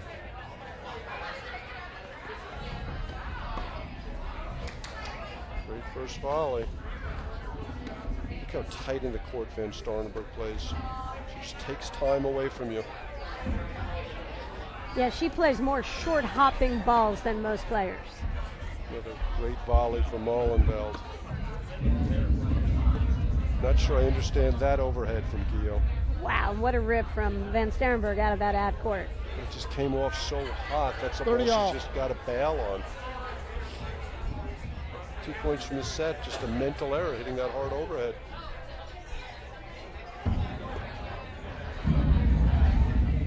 I think that's a bad play for Jessica. Stay back right there. Yeah, Hanisch has not been hurting him with return to serve. 30-40. Not at all. And then if she wants to stay back, then lob the ball. That ball was not a ball you could drive at all.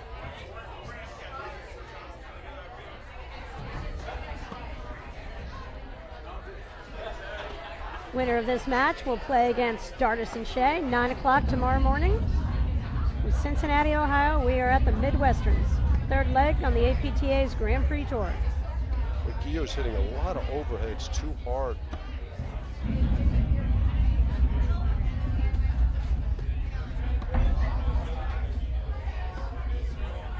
That's good pace right there.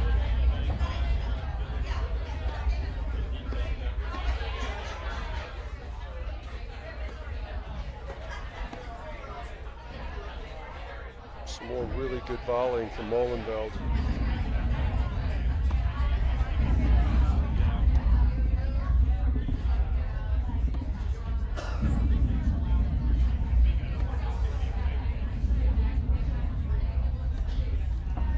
That's the overhead I think she should be hitting more when she's in trouble, just soft and deep down the middle. Like you said, a boring shot. Yeah, and you go up the middle, you have a chance to maybe catch someone a little bit out of position, opening up a corner a little bit.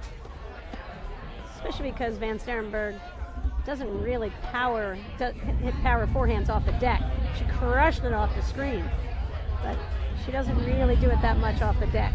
But again, there she gets burned again by the hard overhead. That's been Starrenburg's favorite shot. You can't play that hard ball into the back wire off the backside. Game. Right. Hanisch, Van Starrenburg. I talk a lot of strategy with a lot of pros in Jersey all the time. Guyaux, and Drew Molenveld Broderick will always lead say, we always talk about second how set, every overhead that you 5 have, you have a games choice. to 4. You've got 4 spots where you can hit it. You got the deuce players, forehand, backhand, ad-court players, forehand, backhand. What are the 2 best shots those players hit? Van Starrenburg hits backhand. Your default is never to that shot. You got to make her beat you on a forehand, or figure out, where your shot goes to the deuce court. But you can't just load up and hit the ball hard and expect a good result when the player's best shot might be coming out of that ad-court corner, like it was for Van Starrenburg. Yep. Okay, so they'll serve to stay in the second set.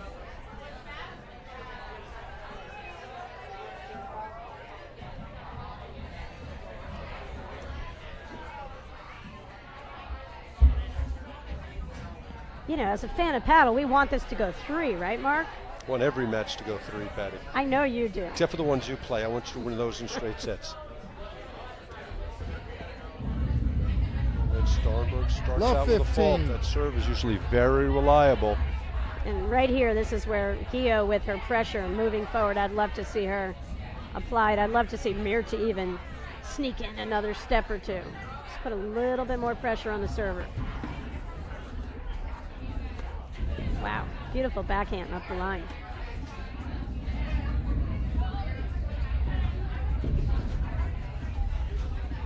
That's good recognition by Molenveld that it was the wrong ball to get in there. Mark, are Molenveld and Guyaux better from the baseline or better at the net? Oh, what a pickup from Molenveld. Do you know the answer to that?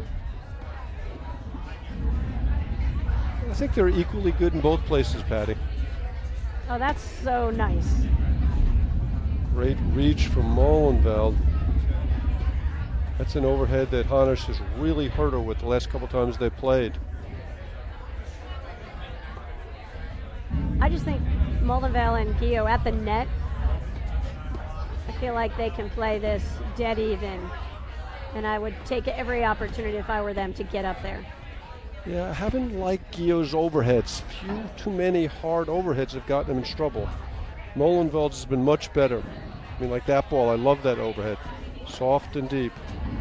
They get the error from Hanisch. 2 points from the set. Right, and it wasn't the greatest overhead, but it was, the net team, they didn't have to move. They were in perfect position, and Fleur just powered the shot. She didn't really play a high percentage shot. She just ripped it. Love 30.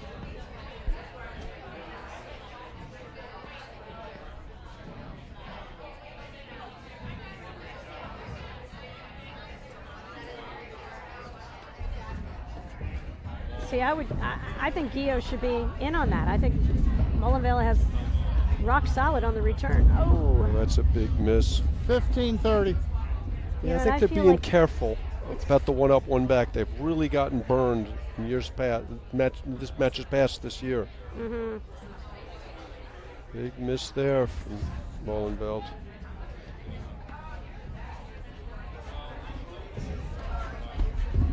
That's the one she's got to avoid, where she's reaching for the ball. Right, that ball dipped below level net. She had to let that ball go through.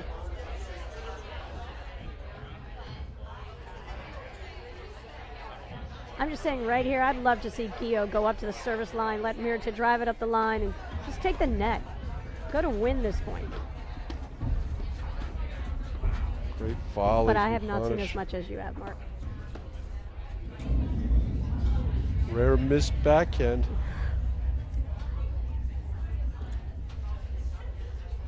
Okay, set point. 30-40. Yeah, it's just so dangerous in the I formation to be blitzing, Patty, because if your partner hits a bad return, you're so vulnerable. I don't mean that you're blitzing. I mean that you just start the point and you're up there. And you just look up to someone being very close to you on the opposing side. Okay, we're going 3, Patty. We're going to ask the players to move on to the next court, and we'll be back in a moment after these messages right here on the APTA Network, presented by eNet Live.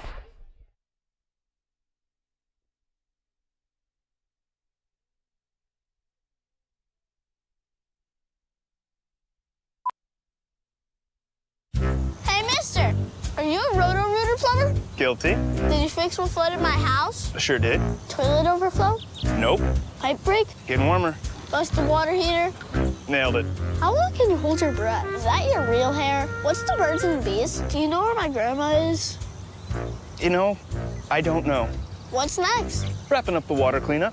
You do that too? We do both. Fair enough. Call Roto-Rooter for plumbing and water cleanup. Yeah, we do both.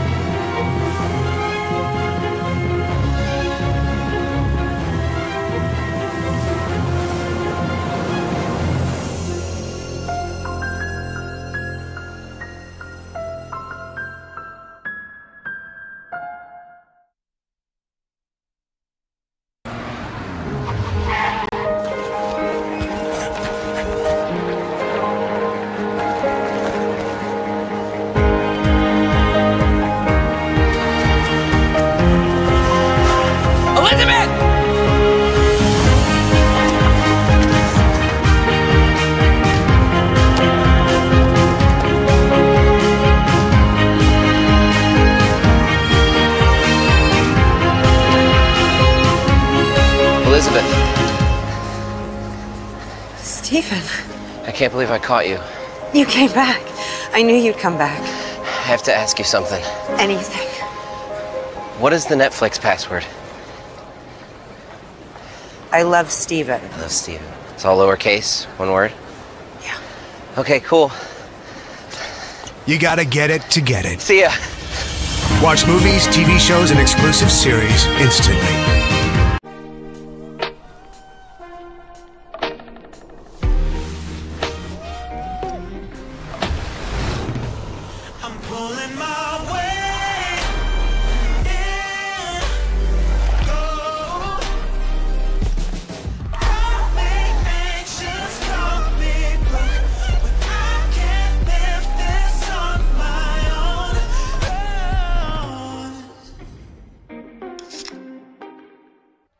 Welcome back to the APTA Grand Prix Series. We're in about to start the third set of the semifinal match between Enica van Starrenburg and Floor Hanisch. And they're playing against Jessica Guyaux and Mirta Molenveld. Players have been kind enough to move on to our #1 stream court where we got all our cameras and angles, courtesy of Jerry Vian. Shannon Vincent is moving chair umpire Jay Goldman. The players are getting some more hydration. And then we'll get going. What do you think so far, Patty? Mark, I think it's ideal paddle weather out here. I love these afternoon plays when the sun goes down, all the players can see. I think that I'm loving what I'm seeing out of Molenveld and Guyaux. I expect nothing but the best always in the effort with Van Starrenburg and Floor Hanisch. They take this very seriously. They have an opportunity to practice together, play together a lot.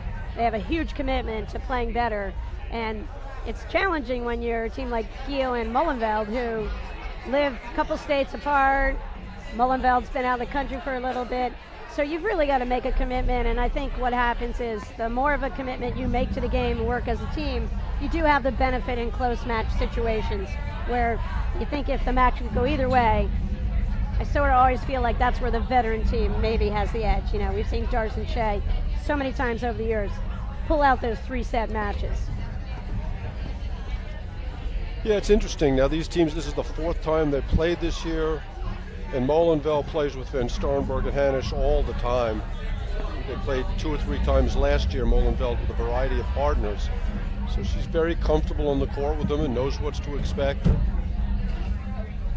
And I don't think she had high expectations coming into the tournament, having played so little paddle. And sometimes that helps you. You don't have any pressure, self-imposed pressure, where you're coming in, oh, if we don't win this tournament. I mean, like Berendt and Enica, they were here to win. Anything less than that's not acceptable. But I think the great players in any sport relish the pressure moments, and that's where, when I think about Mirta and her growth as a player and maturation, part of it is having the confidence, regardless of the circumstances going in, coming in and putting forth a great mental effort, and you hope the physical can kind of be close by. I just think she's got a ton of talent, and all these players should be confident of their abilities and come out here, and hopefully we get, a real fun third set to watch. I don't know what the difference is. Beyond The second set was probably the best set of paddle we saw today. The abbreviated version that we saw from 3-1. Takes some more to say that. A roving umpire, literally. He's gone from up above one court all the way up above another court. And the way he did it is he walked the wire from one court to the next, and you had to use the ladder.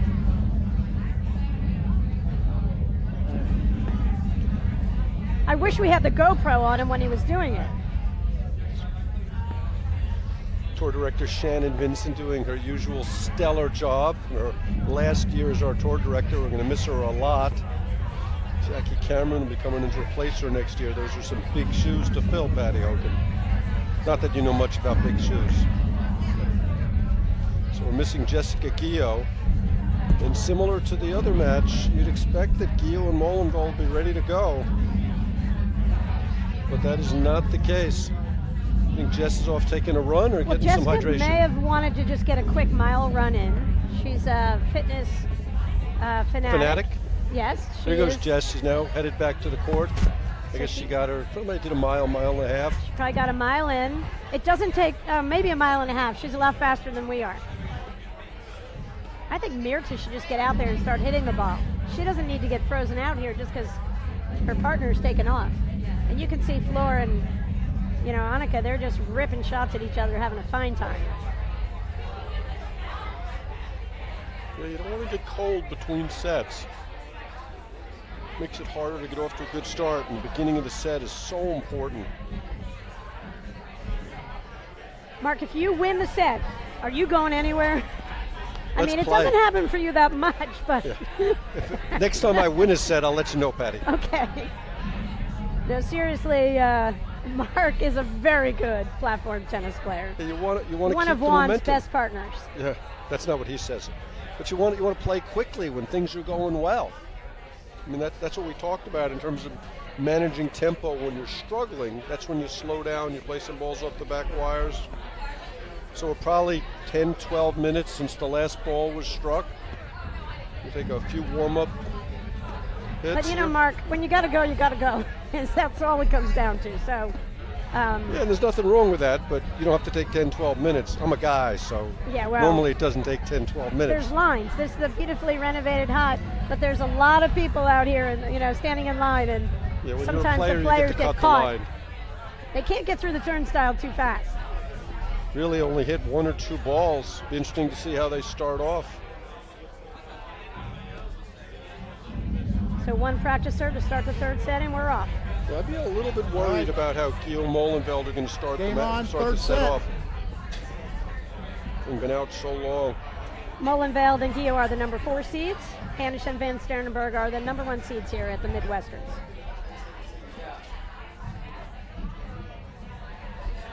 And Molenveld continues hitting that good deep overhead. I'd like to see them switching and Molenveld hitting more of the overheads. I think Guyaux's been too impatient with hers. Taking a big crack at the ball. She misses that volley. But I think Guyaux likes being on the left of the two players at the net more. So that's kind of like the fine line. How do you get to see the Molenveld overhead variety if she doesn't get that many chances? Good rip out of that deuce court from Hanisch. Pegged by that ball.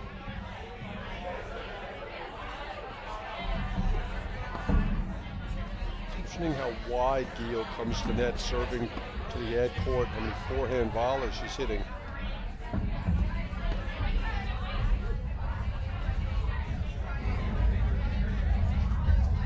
$30. So you talk about pressure, and as this third set is beginning, who's the pressure on, Mark? I think it's on Hanisch and Van Starrenburg. I agree. Number 1 seeds.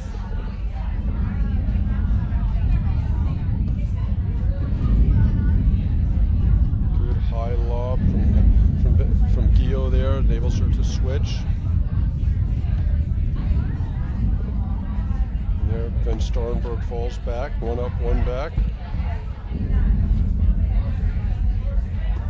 I think the trap that a lot of teams fall into here is they try and hit the ball around Floor Hanisch. There, Molenveld was worried about the hard overhead and got caught creeping in. 30-40. You just got to play a normal style. You drive the ball, you lob the ball, but take a couple balls at her, because when she's reaching, it makes it harder to volley.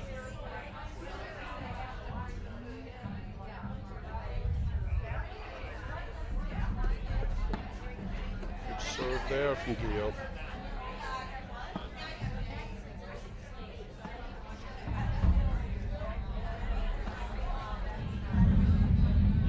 Just a sloppy game from Guyaux as she misses the overhead long.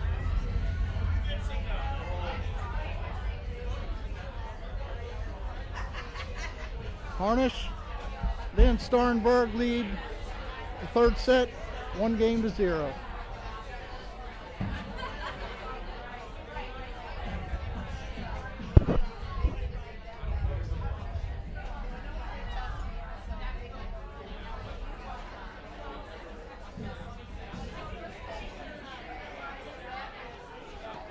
Okay, Enica Van Starrenburg to serve.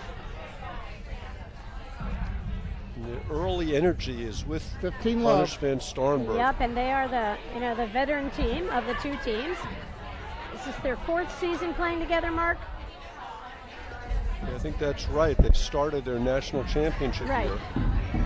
And then Molenveld reaches way too far. And that's what they struggled with in prior matches, understanding when to follow the ball in. Well, Mirta has to be more disciplined as a player. I mean, she just can't run up and then stick her paddle out. She had no shot to make that point there.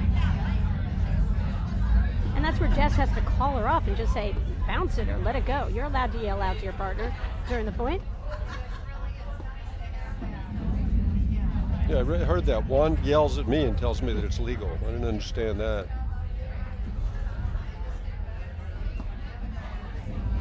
I love that overhead from Guyaux. I love that one from Molenveld. Let the ball really get down low before they swung at it. Great get off the nick from Hanisch.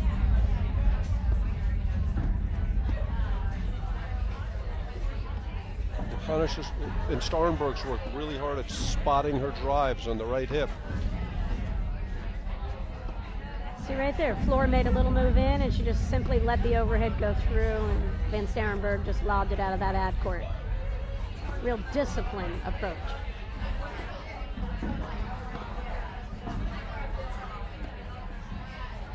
Hanisch is picking it up a little bit. You feel a little more energy out of her, Mark, right now? Yeah, they're playing a lot of balls at her. And there she catches the forehand early, and it's 40 love. And I just think, you know, if we feel it sitting here, they have to sense it when they're hitting. And you try not to go to the hot hand if you can avoid it. And it changes within a couple points, within a game often. But I think you have to keep reading your opponents.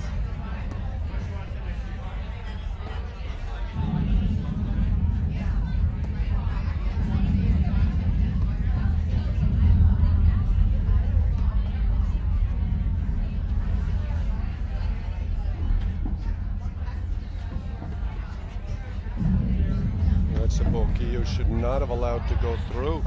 She was on top of the net. Hanisch, Van Starrenburg, they lead the third set, 2-0. Yeah, I think this is a smart move for Guyaux. Molenveld, kind of slow things down, talk about it a little bit. Got to find their energy. Need to raise their level right now.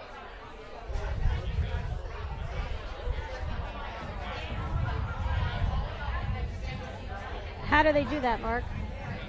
How do they raise their level? I think they've got to get more aggressive in their mindset, not necessarily in their shot selection, but just playing the ball more aggressively, whether it's lobbing or driving or blitzing. And right now, they just seem like they're back on their heels too.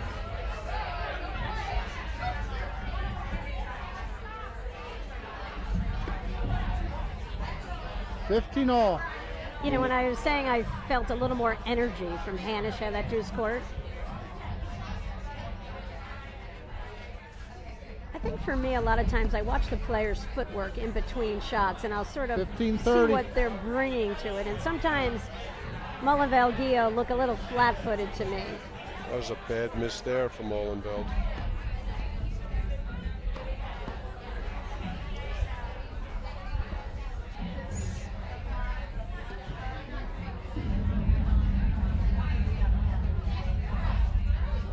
Hanisch is really lobbing well. Yeah, and I think with Guyaux and Molenveld, you see, Mark, when Jessica is in the middle to our right here, she doesn't relish that backhand volley opportunity. She moves over so much to play forehand volleys, and you know, right there, that wasn't a good looking backhand volley right there. No, it was not. She almost was, you know, not wanting to hit it. Where I love the shot from Hanisch to go right at her on the next ball. I think when you're vulnerable, and like I said, I think you sense when people go off a little bit. Someone misses a volley, make them prove it on the next shot. You never quite know where that Hanisch forehand is going. Backhand is pinpoint. Forehand, not quite so much. This is a really big point early in the set.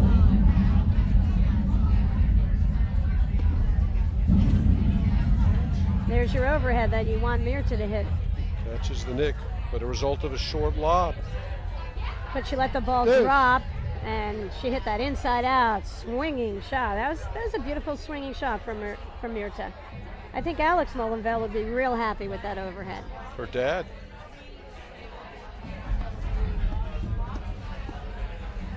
This would be a huge hole for Guyaux and Molenveld if they can wiggle out of this game.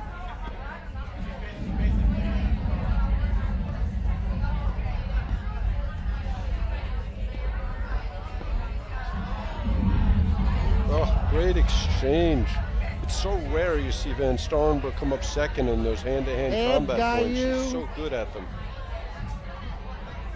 Well, that showed a little determination from Molenveld Guyaux there. I like that. She might be the best in the game at them, other than Gabby Nicolescu. Well, they've got to keep this set close in the early going. I think if, you know, it would be their only shot to win this match. They've got to stay in this. Well, we talked a little bit in earlier telecasts about on the big points, playing only the shots you play well. So there they allow Hanisch to blitz, and that's something Guyaux's got to talk to her partner about. And that's paddle 101. This is not a real deep overhead. She's inside the service box, maybe a step behind, but she's got to be aware of it. And Guyaux doesn't warn her there. Well, I think what happens is, you know, in big moments you see players who rise to the occasion, and we've seen that out of Hanisch in the last couple of years, where she's willing to take a chance, and she'll sort of force a play. And a lot of times it works, you know, it works out really well for her team. She is a national champion. She is a national champ. She knows how to win. Great lob there. They take over the net.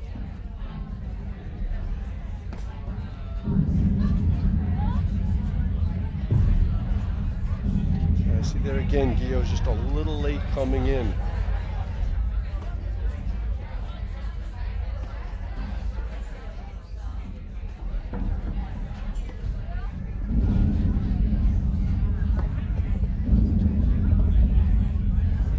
Good camera angle to see how low and early Van Starrenburg had her paddle below that ball. She knew she was going to lob the whole time. And we also saw Van Starrenburg coming over in that trailer position perfectly. If that ball had nicked, she was ready for it. Great ball from Hanisch. I mean, Hanisch is feeling it. And Hanisch Van Starrenburg. But the problem is you look up, where do you hit the ball? But you go back to the theory of there's 4 spots for your overhead. Someone's forehand, backhand, forehand, backhand. I think you got to go Van Starrenburg forehand. Do you go Hanisch forehand or backhand, Mark? Hanisch forehand. I think her backhand is a tremendous shot. Forehand's awfully very good, but not as good as her backhand. Or right at her body. Make her make a move to create one or the other. Yeah, to me it's a matter of not even where so much, but just getting the ball deep in the court. You're hitting that deep overhead, 2-3 feet from the baseline. Not a lot you can do with it. That was a good swing by Van Starrenburg there. Shout out to Minnesink's new pro, Connor Breen. He's going to be helping out a lot with some junior stuff. He's one of the high school coaches for Chatham High School's team, along with Blake Anderson, Jill, Fair. They're all watching today. Guyaux. Great point played there by Hanisch. She just missed the backhand. Point for 1-2. They really need a hold here.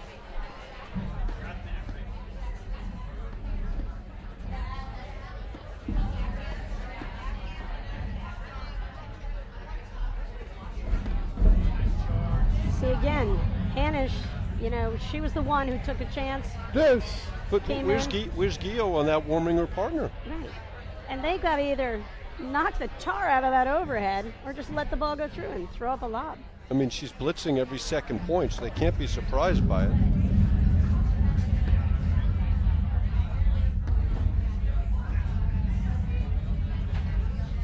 Great lob there from Guyaux. It's just a little bit of a hesitation. You know, you just don't know that Molenveld and Guyaux from the baseline have that big of a game plan here. I just don't see as much as I would like to see. And I just don't think you take out a top team without having a plan, basically from every spot on the court. Missed lob wide. Point for 3 love.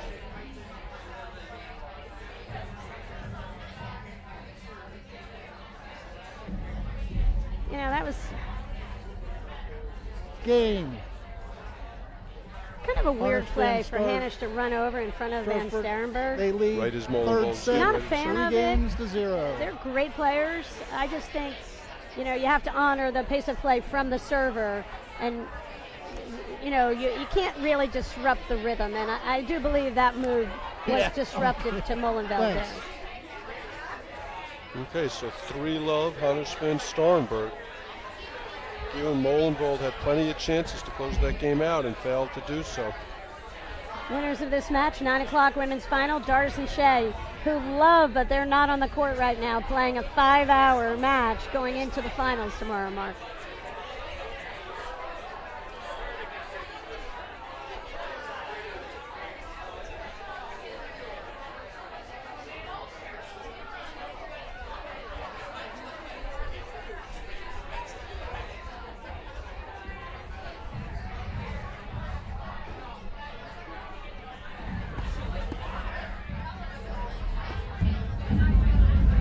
Can Guyaux and Molenveld turn it around?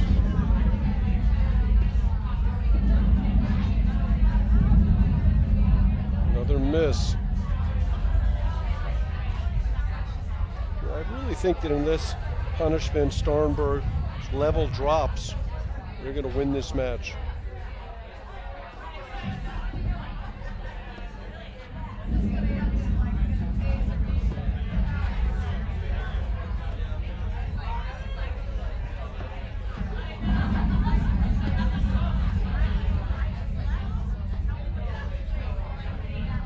Guyaux's missing a lot of balls now. You can see the frustration in her body language. Just not swinging at that forehand. No confidence.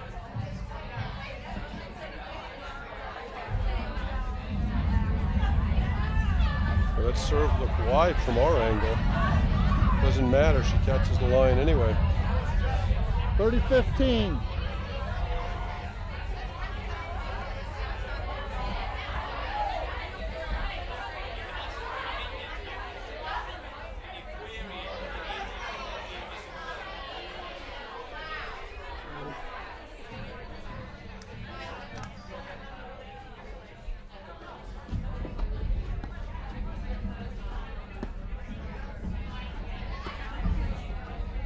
They are hitting every ball at Guyaux.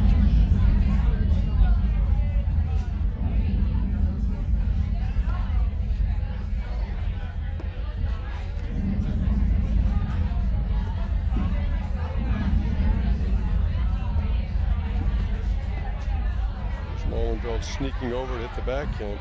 But see, Guyaux's got to stay aggressive. She's sort of like just lobbed some points, and she hit a couple of good lobs there, but she didn't really capitalize. She just kind of seemed content to be a little bit more defensive minded, and the offense has to come from her here.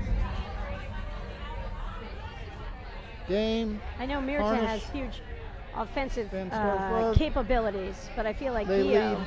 Well, they're playing every ball to Guyaux, so it doesn't matter what Molenveld's going to do. If all the balls are going to find 4 games to Guyaux. 0. So a little tie in the shoes, take a little time here, probably a smart move. But really smart play from Hanisch and Starrenburg. They understand what's going on in the court, and they're taking advantage of it. It's one of the reasons they're ranked where they are and that they've won a national championship. So that's Floor Hanisch crushing another forehand out of the court on the far side. Enica van Starrenburg about to hit. She hooks a two-handed backhand out of the ad court. Well, the Hanisch forehand has really been a weapon today.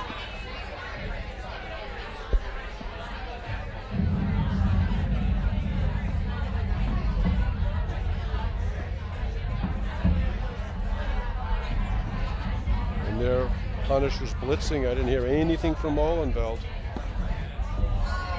It's about the third or fourth time she's hit her. Great play, great overhead. It's good Molenveld has that protective vest on. Love 30. It's actually Kevlar, Patty. Just a couple off the head before. Went over the fence.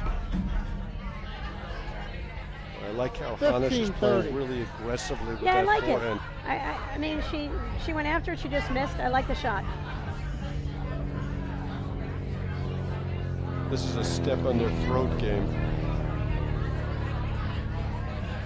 2 missed returns. 30 all.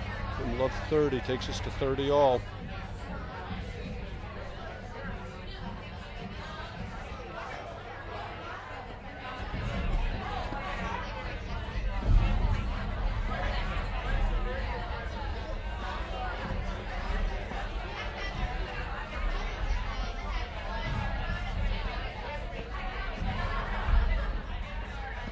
You know, Mark, what I see is a lot of the play with Molenveld and Guyaux going into Hanisch's corner in the deuce court. The player closest to the net is the person to the left, and I just think it's leaving them vulnerable. I'm just not loving that formation all the time. It's a tough one to play, and there you saw Molenveld eager to get out of the backhand side.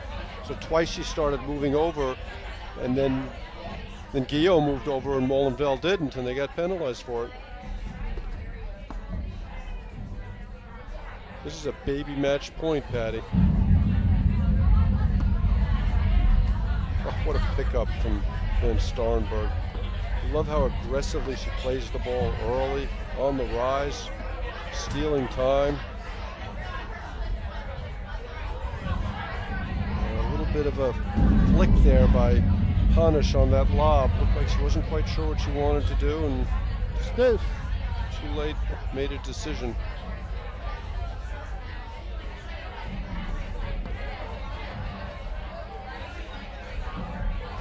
I think that's the third lob this game that Hanisch has hit over their heads that landed in the court.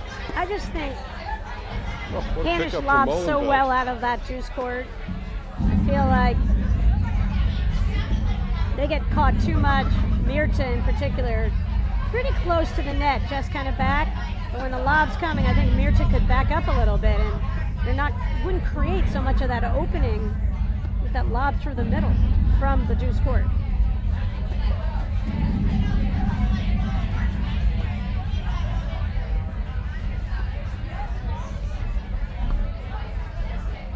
There's a good first volley from Guyaux. Wow, She lets the ball great drop. lob. But she was in position to hit that overhead. I don't think she let it drop because she couldn't hit it. I think she thought it was going to be out. Like there, you got to come to net. And Molenveld is too late, so she's moving in on a late decision, and then she comes back and she misses the forehand. And that's what the game comes down to at this level, Patty. It's that split section decision making that rewards you or penalizes you when you decide incorrectly. Well, you know, this is all Van Starrenburg, Hanisch here, and you know, kind of like that Dardis Shay and their win over Berendt and Enica. You know, Berendt and Enica didn't come up with another plan. They didn't adjust anything. And so you don't pull out those matches, and it goes to the veteran team. So, and that's why the smarter team tends to win most of the matches.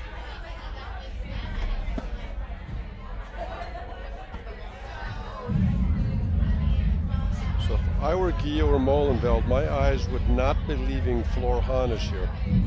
She's been killing him with the blitz. And I just think this is the setup that they're getting broken down on. Yeah, it's really hard to play the two-score player if you got two right-handers. Any team in the country, it's a hard play. Yep. Now, if you have a lefty, it's a completely different story. Okay, a point for 1-4. This should be a big hold.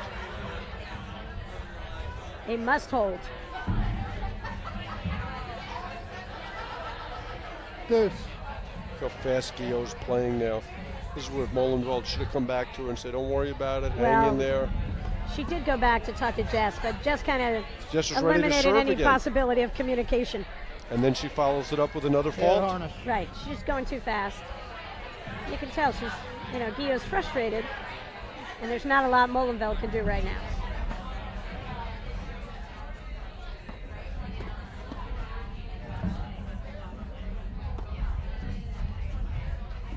And here comes Hanisch. Molenveld gets away with the overhead there. A little lucky. Deuce. They are on the edge of the precipice looking down into the fire. Hanging in there, really in trouble here. I don't know how they won that point. Ed Guyaux. All right. I love the way Hanisch is blitzing and moving around. But that was a gift right there. Floor hasn't missed too many. I don't know if you could appreciate the relief that Guyaux had on that missed return to serve.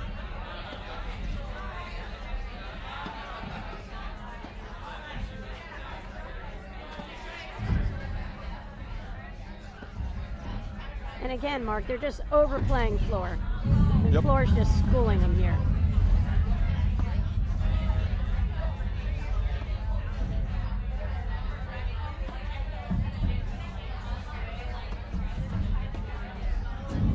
She misses the forehand there, and we have a hold to serve. Game.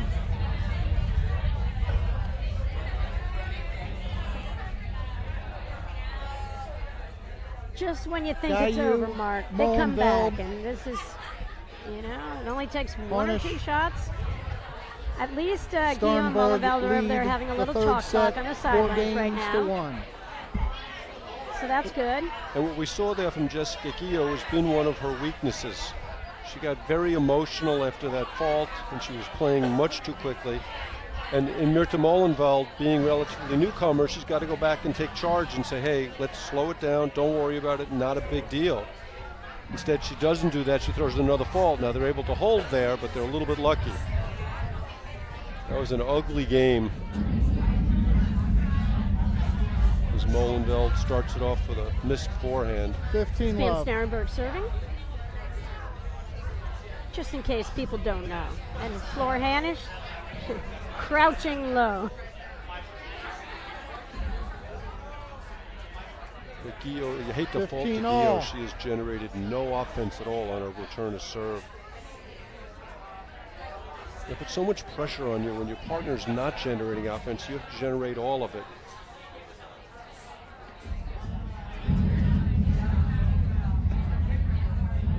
But I think, the benefit teams who have played so long together is they trust that offense will evolve. You got to just play long points. You got to grind it out. 15, good little flick shot, 30. Little shot from Mirta there made her volley. Now, Patty, do you think the temperature dropping is going to impact those hard overheads Hanisch is hitting? They're not quite as effective as it gets colder? Maybe not. What's the temperature, Mark? I have 32.5 degrees. 32.5. As we prepare for the snowstorm tomorrow. Oh, I can't wait for a snowstorm in Cincinnati. I don't think I've ever been here for a snowstorm. Another fault from Vince Starrenburg. 15-40. On the edge of disaster a game ago, and here they are, a chance to get one of the breaks back, get it to 2-4. Some sloppy play, surprisingly, from the number one seeds.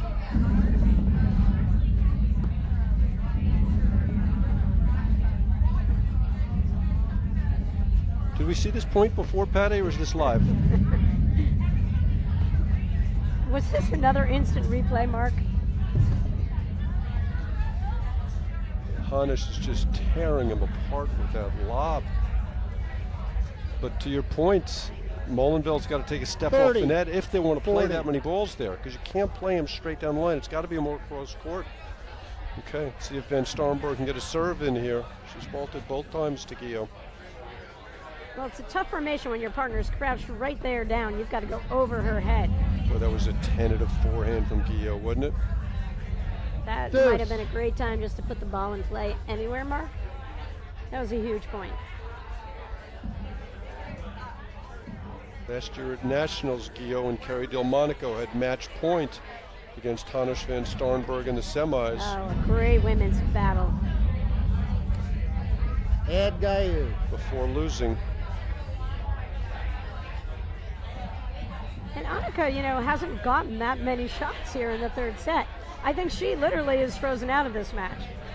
Expecting a lob and return of serve here, Patty? I pray it's a drive.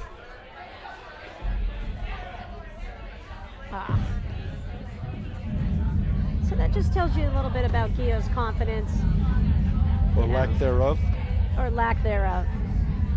Yeah, she really did not look good in that forehand at all. Misses another lob long. And she's just struggling here, and this is where she's got to show a little bit more discipline as a player. And her body language has got to get better. Right, just lob to the service line, let him hit.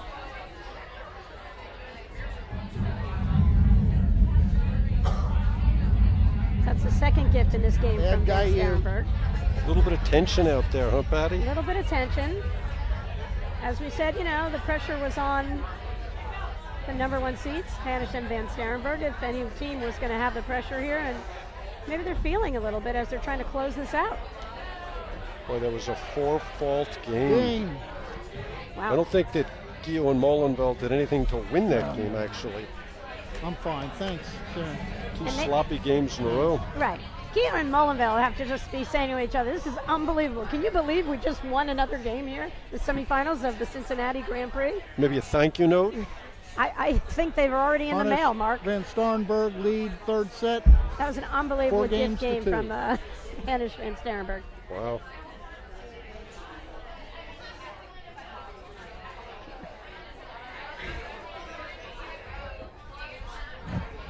You know, I like that we have parental involvement here. We've got the Hanisch family chimed in. We've got Molenveld family chimed in. Who else is going to chime in now? Hey, Joe Alice Smith plays out in Bedminster. Trump, hi, Joe Alice. Hope you have a quick recovery from your knee. Your team needs you. Come back soon. Lisa Rudloff, our Viking tour director for Sunday. And here comes a Hanisch blitz. Maybe she's just materializing at the service line and they can't see her. Great overhead there from Molenveld. I mean, have you heard one shout out of she's blitzing or hard or something? Mark, I'm sitting next to you. I can't even hear what you have to say because the cocktail party has overtaken my headset here. So I have no idea what you're saying. I just hope we're having a nice conversation with each other. Ooh, good off-speed ball. 15 all. Forehand from Van Starrenburg.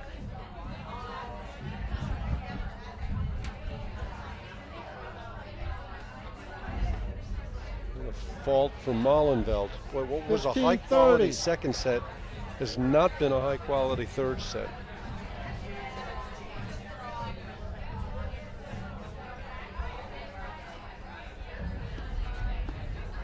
Is it the jinx of live streaming, Mark?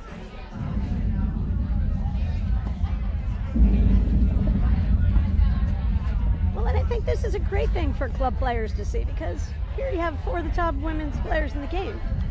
And they can't figure it out all the time.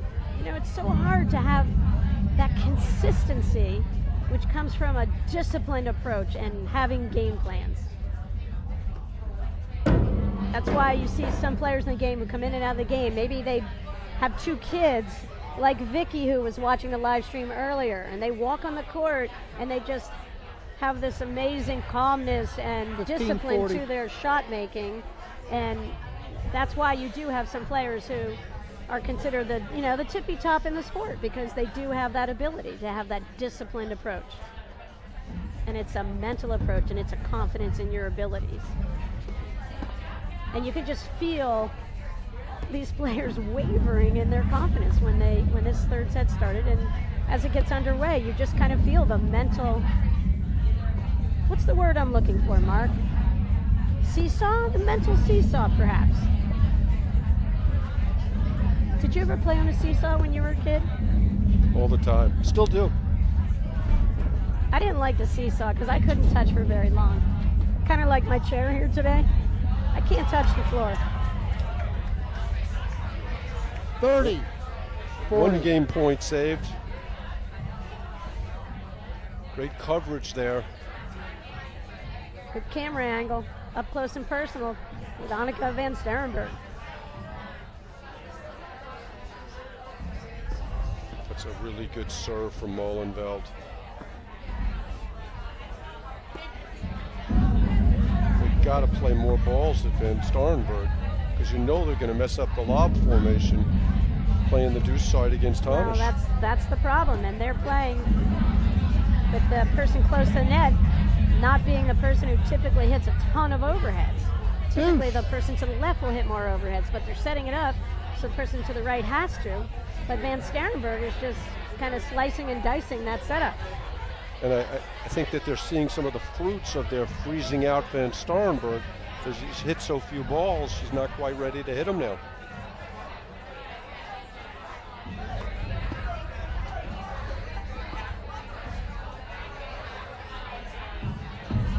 But what a lobbing What do you know? exhibition Another from great Hanisch. lob from Hanisch from the deuce court.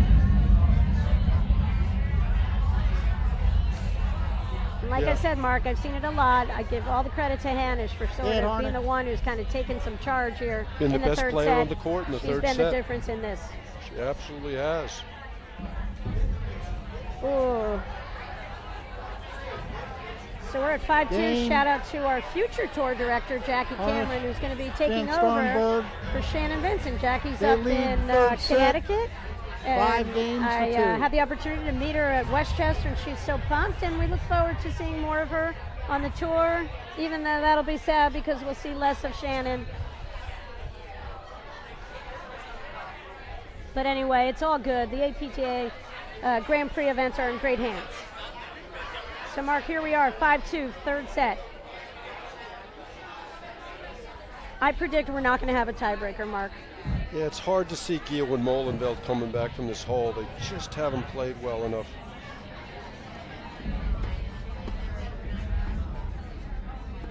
I would be shocked if they could come back, because that would mean Hanisch and Van Starrenburg letting go, and I don't see that. And I mean letting go, like returning the number of errors. A little bit of a weird mishit shot, worked out well. Love 15. Mirta and Jessica know they're a little lucky. A little high five on that mishit winner. Yeah, you want to see some positive energy from Guyaux right now. I mean, being down 5-2 in the third is nothing.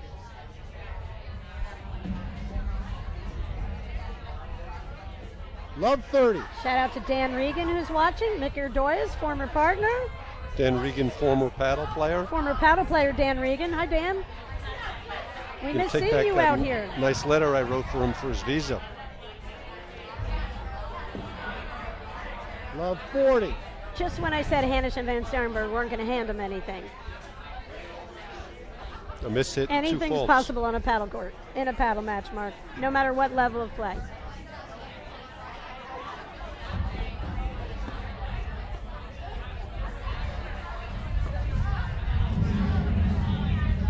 Well, I feel like Molenveld and Guyaux have a chance to come back because I say there's no way they're going to come back. So I'm willing to be wrong again to give everyone a little bit more good paddle.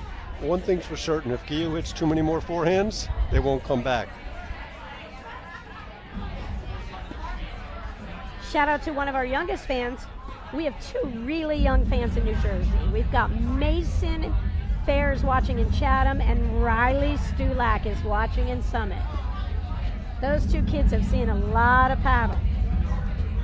Good genes. And they think Floor Hanisch is playing really well. And their floor catches, Enica catches the 30, nick. 40.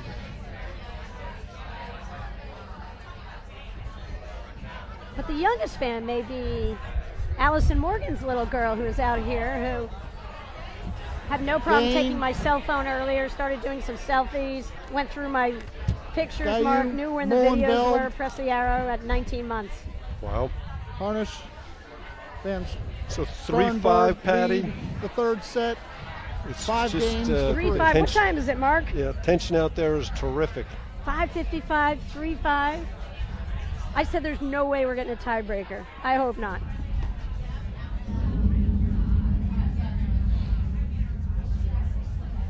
And it's the Mark, essence we are of racking up the competition. views, I got to say, in Chatham. 15 New love. Jersey. We got Adrian Buckley.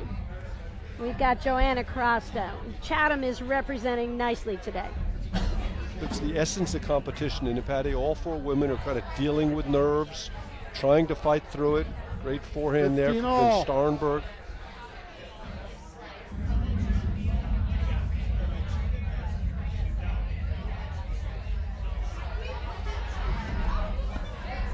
You know, I go back to footwork. 15-30. I always feel like when you feel pressure or you don't have anything going for you, move your feet. Look at the bouncing effect over there with Hanisch van Starrenburg. 2 points from the match. Oh, well, that ball was going way wide.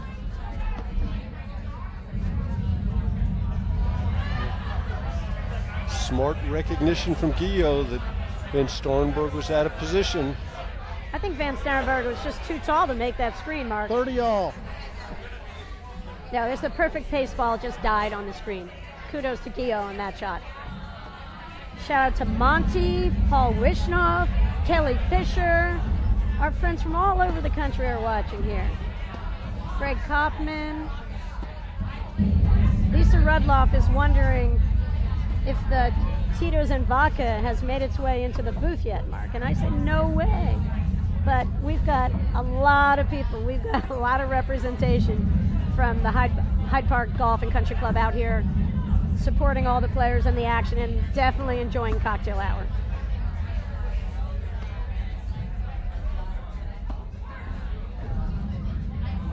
Great get off the nick. Oh, good try by Van Starrenburg. A point for 4-5. 40-30. Kelly Fisher's going to be doing a lot out in Pittsburgh at Nationals. She works with Scott Kaler. And Kelly is one of the more fun women I've ever met on the paddle tour, Mark. Former partner of Jessica Guyaux. I've had a lot of fun with Kelly out in at the Edgeworth Club, and now she's over with Scott Kaler. Great first volley there.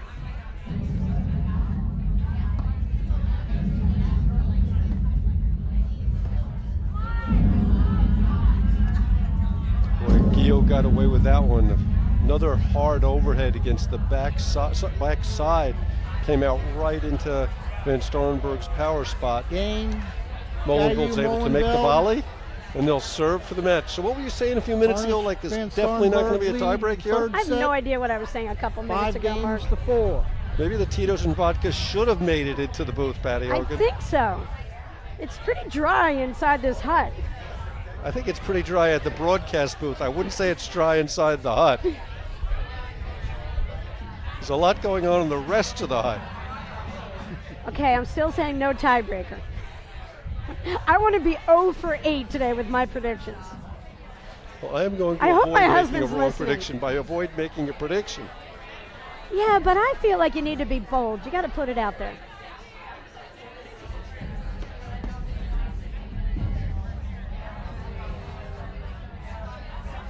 Sweet volley, good hands from 15 Hanisch, love.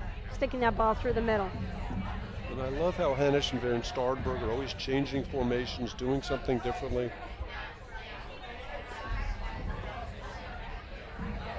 And by differently, I mean sometimes 15 serving in all. the box, sometimes serving out of the box.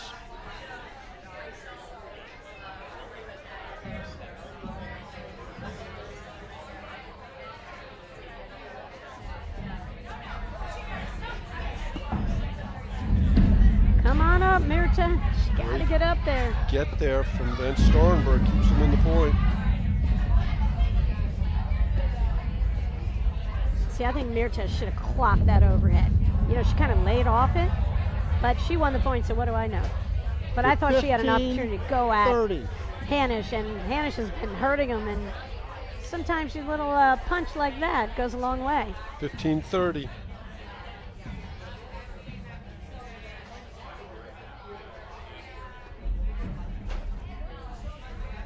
How much money did I bet that there wasn't going to be a tiebreaker, Mark?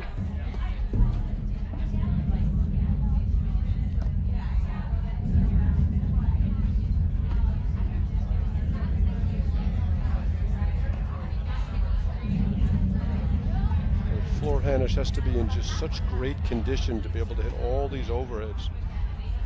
Play all these points at the net by herself. Great play there as she lures Guyaux in and hits her with the volley. 2 points from the match again. I'm not sure I would have challenged Hanisch right now. She's just feeling it. And that was a ball that Guyaux probably should have lobbed. She could have just avoided Hanisch altogether, which I think would have been a good thing. 30 all, 5-4. The winner to face, Dardis and Shay. Another fault. Then Starrenburg is struggling with her serve right now. So you take a deep breath and relax. Well, you know, serving, when you say what's like the greatest serve. Point for 5 all. You know, great serving is situational serving and not faulting and not giving away points at huge moments in matches.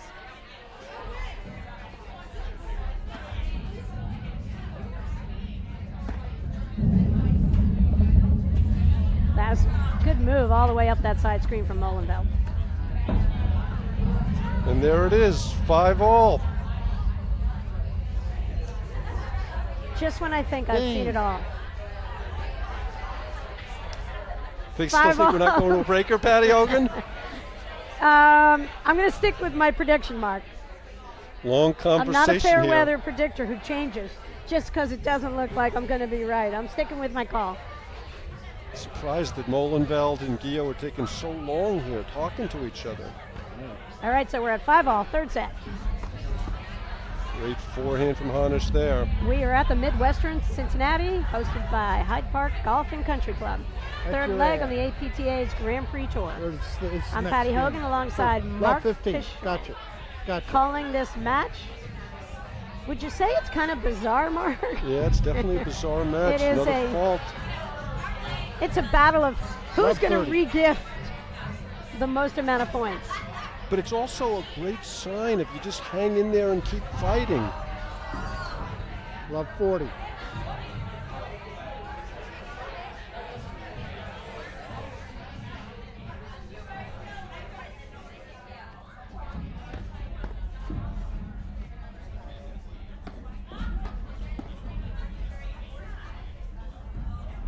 Miss lob long. Question is, can Molenveld get 2 more serves in to give them a chance to get back in the game? She's got to just dump it in. Don't even. Good for her. And see, I think Floor's gone up the line a few too many times. I know that she likes that shot, and I like the play, but I think she's missed. Maybe that's her 3rd miss in this set up that line, and I think Mirta wasn't blazing to the net with any quick pace. Mirta never blazes anywhere. Little confusion. So I think, again, in that situation, in this circumstance, Floor needs to put that return to serve in play. Wow. Again, another hard overhead. Game. Off the backside, and Starrenburg takes advantage. The big backhand. They lead the 3rd set. You know, sometimes we just scratch our heads and say, why would she give her that shot right there? But the reality is they're out there playing this match. Everyone's a little bit of tight. You know, you just don't know. And you look up and there's no good spot to hit the ball sometimes, or so it seems. Hold or break, Patty Hogan. What'd you say, Mark? Hold or break.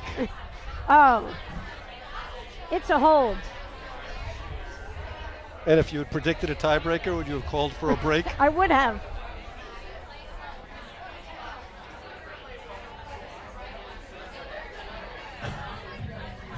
See, See, I like Guyaux showing some energy, and I like that she's way in on floor. Love 15. And I think that's huge. Fault to start the game. I think when that partner of the returner gets in your face a little bit after the server, it almost makes you rush your technique a little bit, your routine.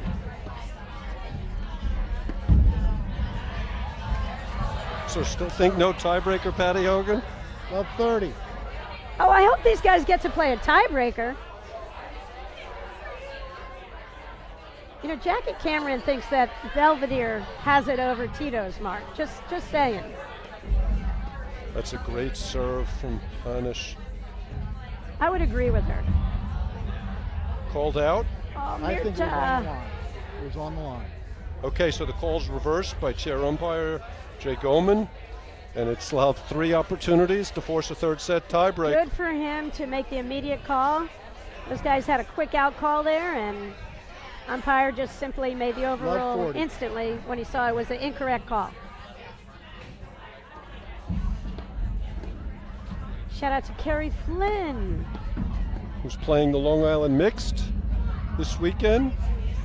First tournament back in a couple of years. Coming back from a big knee injury. So Patty, would you Guyaux, predict they're going to play a Molenveld. tiebreaker now or not? And, you know, with certainty, I would say that they're going to play a tiebreaker in this match. 6-6. So we are unbelievably at 6-all, third set. Great drama. We are in the Midwesterns, where anything we have can a happen. tiebreaker. So here we go, Mark. 7-point tiebreaker.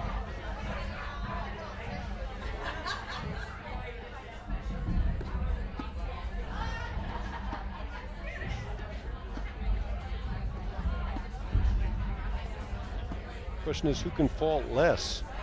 Mark, did I say I would stand on my head for an hour if Guyaux and Molenveld You won did this not. third set? You did not. Okay, that's a good thing. And there's that hard overhead, which has hurt them so much.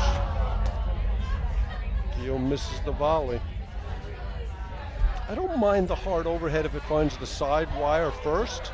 It gives you more time, but the one that goes off the back side is coming out so high, and Van Starrenburg's hitting it down at them, and it's just so much more of a difficult volley to make.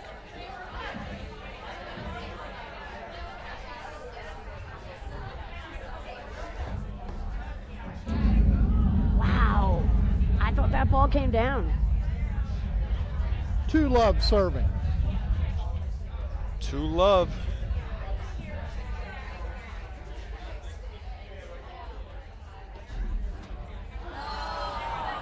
Lord. So the hardest thing to do in sports is cross the finish line. 1-2 Racket sports, serving. it's hard to swing through. You can't run out the clock. You cannot run out the clock. Mirta Molenveld serving.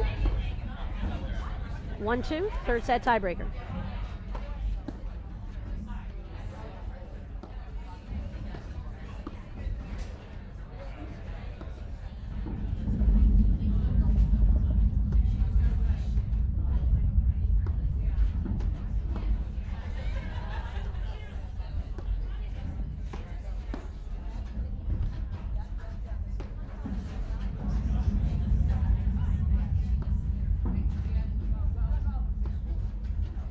That's confusion. That awkward spot that I think Guyaux could play an easy overhead versus Mirta hitting that awkward high backhand. That's a good overhead right there.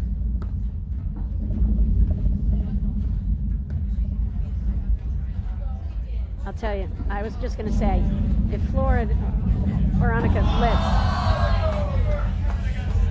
Mirta and Jessica have no awareness of when a blitz is coming in. You see that height on the lob, and you see both of them looking up. I was thinking Van Starrenburg was going to make a move in that point. Thank you. Well, Hanisch has blitzed about 30 times, so she probably caught him by surprise there. 1-3.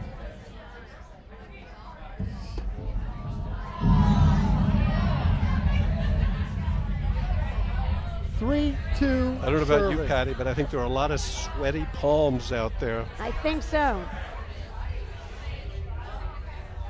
So I think the match comes down to who's the person who gives the last regift, because this is a regifting kind of match, meaning people are just handing each other points. So interesting when it gets tight out there, how everybody tends to get tight at once.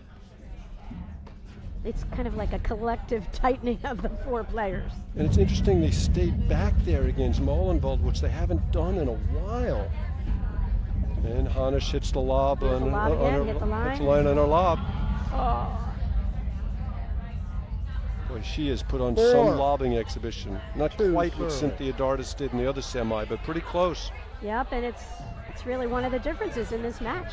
The thing I like about this play is it puts less pressure on you to get your serve in. So you can have less faulting staying back. See right there, that's that lob in the middle that you're just reaching up.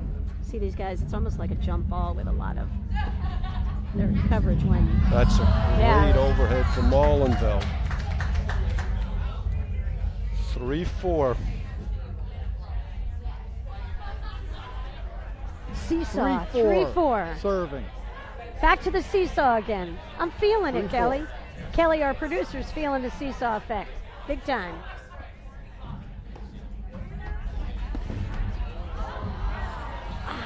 I like staying back, but then she just kind of hits one up nice and high and hangs her partner out to dry. Serving. I mean, she's nervous serving, so she's staying back. I get it. I like that. But then lob the ball. Right. Just extend the point. Keep it going.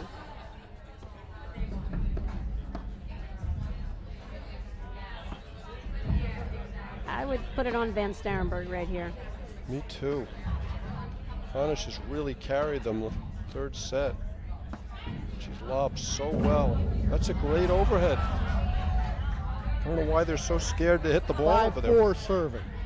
I think they just remember a couple of those crushing 2-handed backhands and they forget that there's a forehand over there and you can play balls into her body.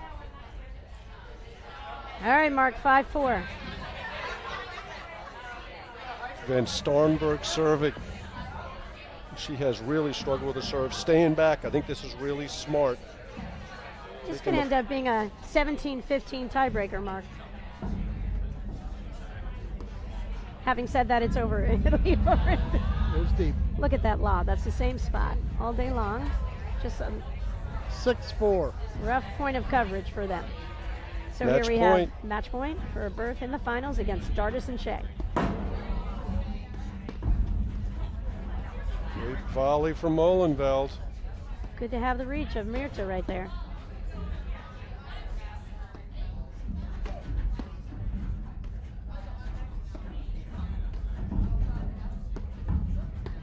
Wow. Great pickup on that low volley.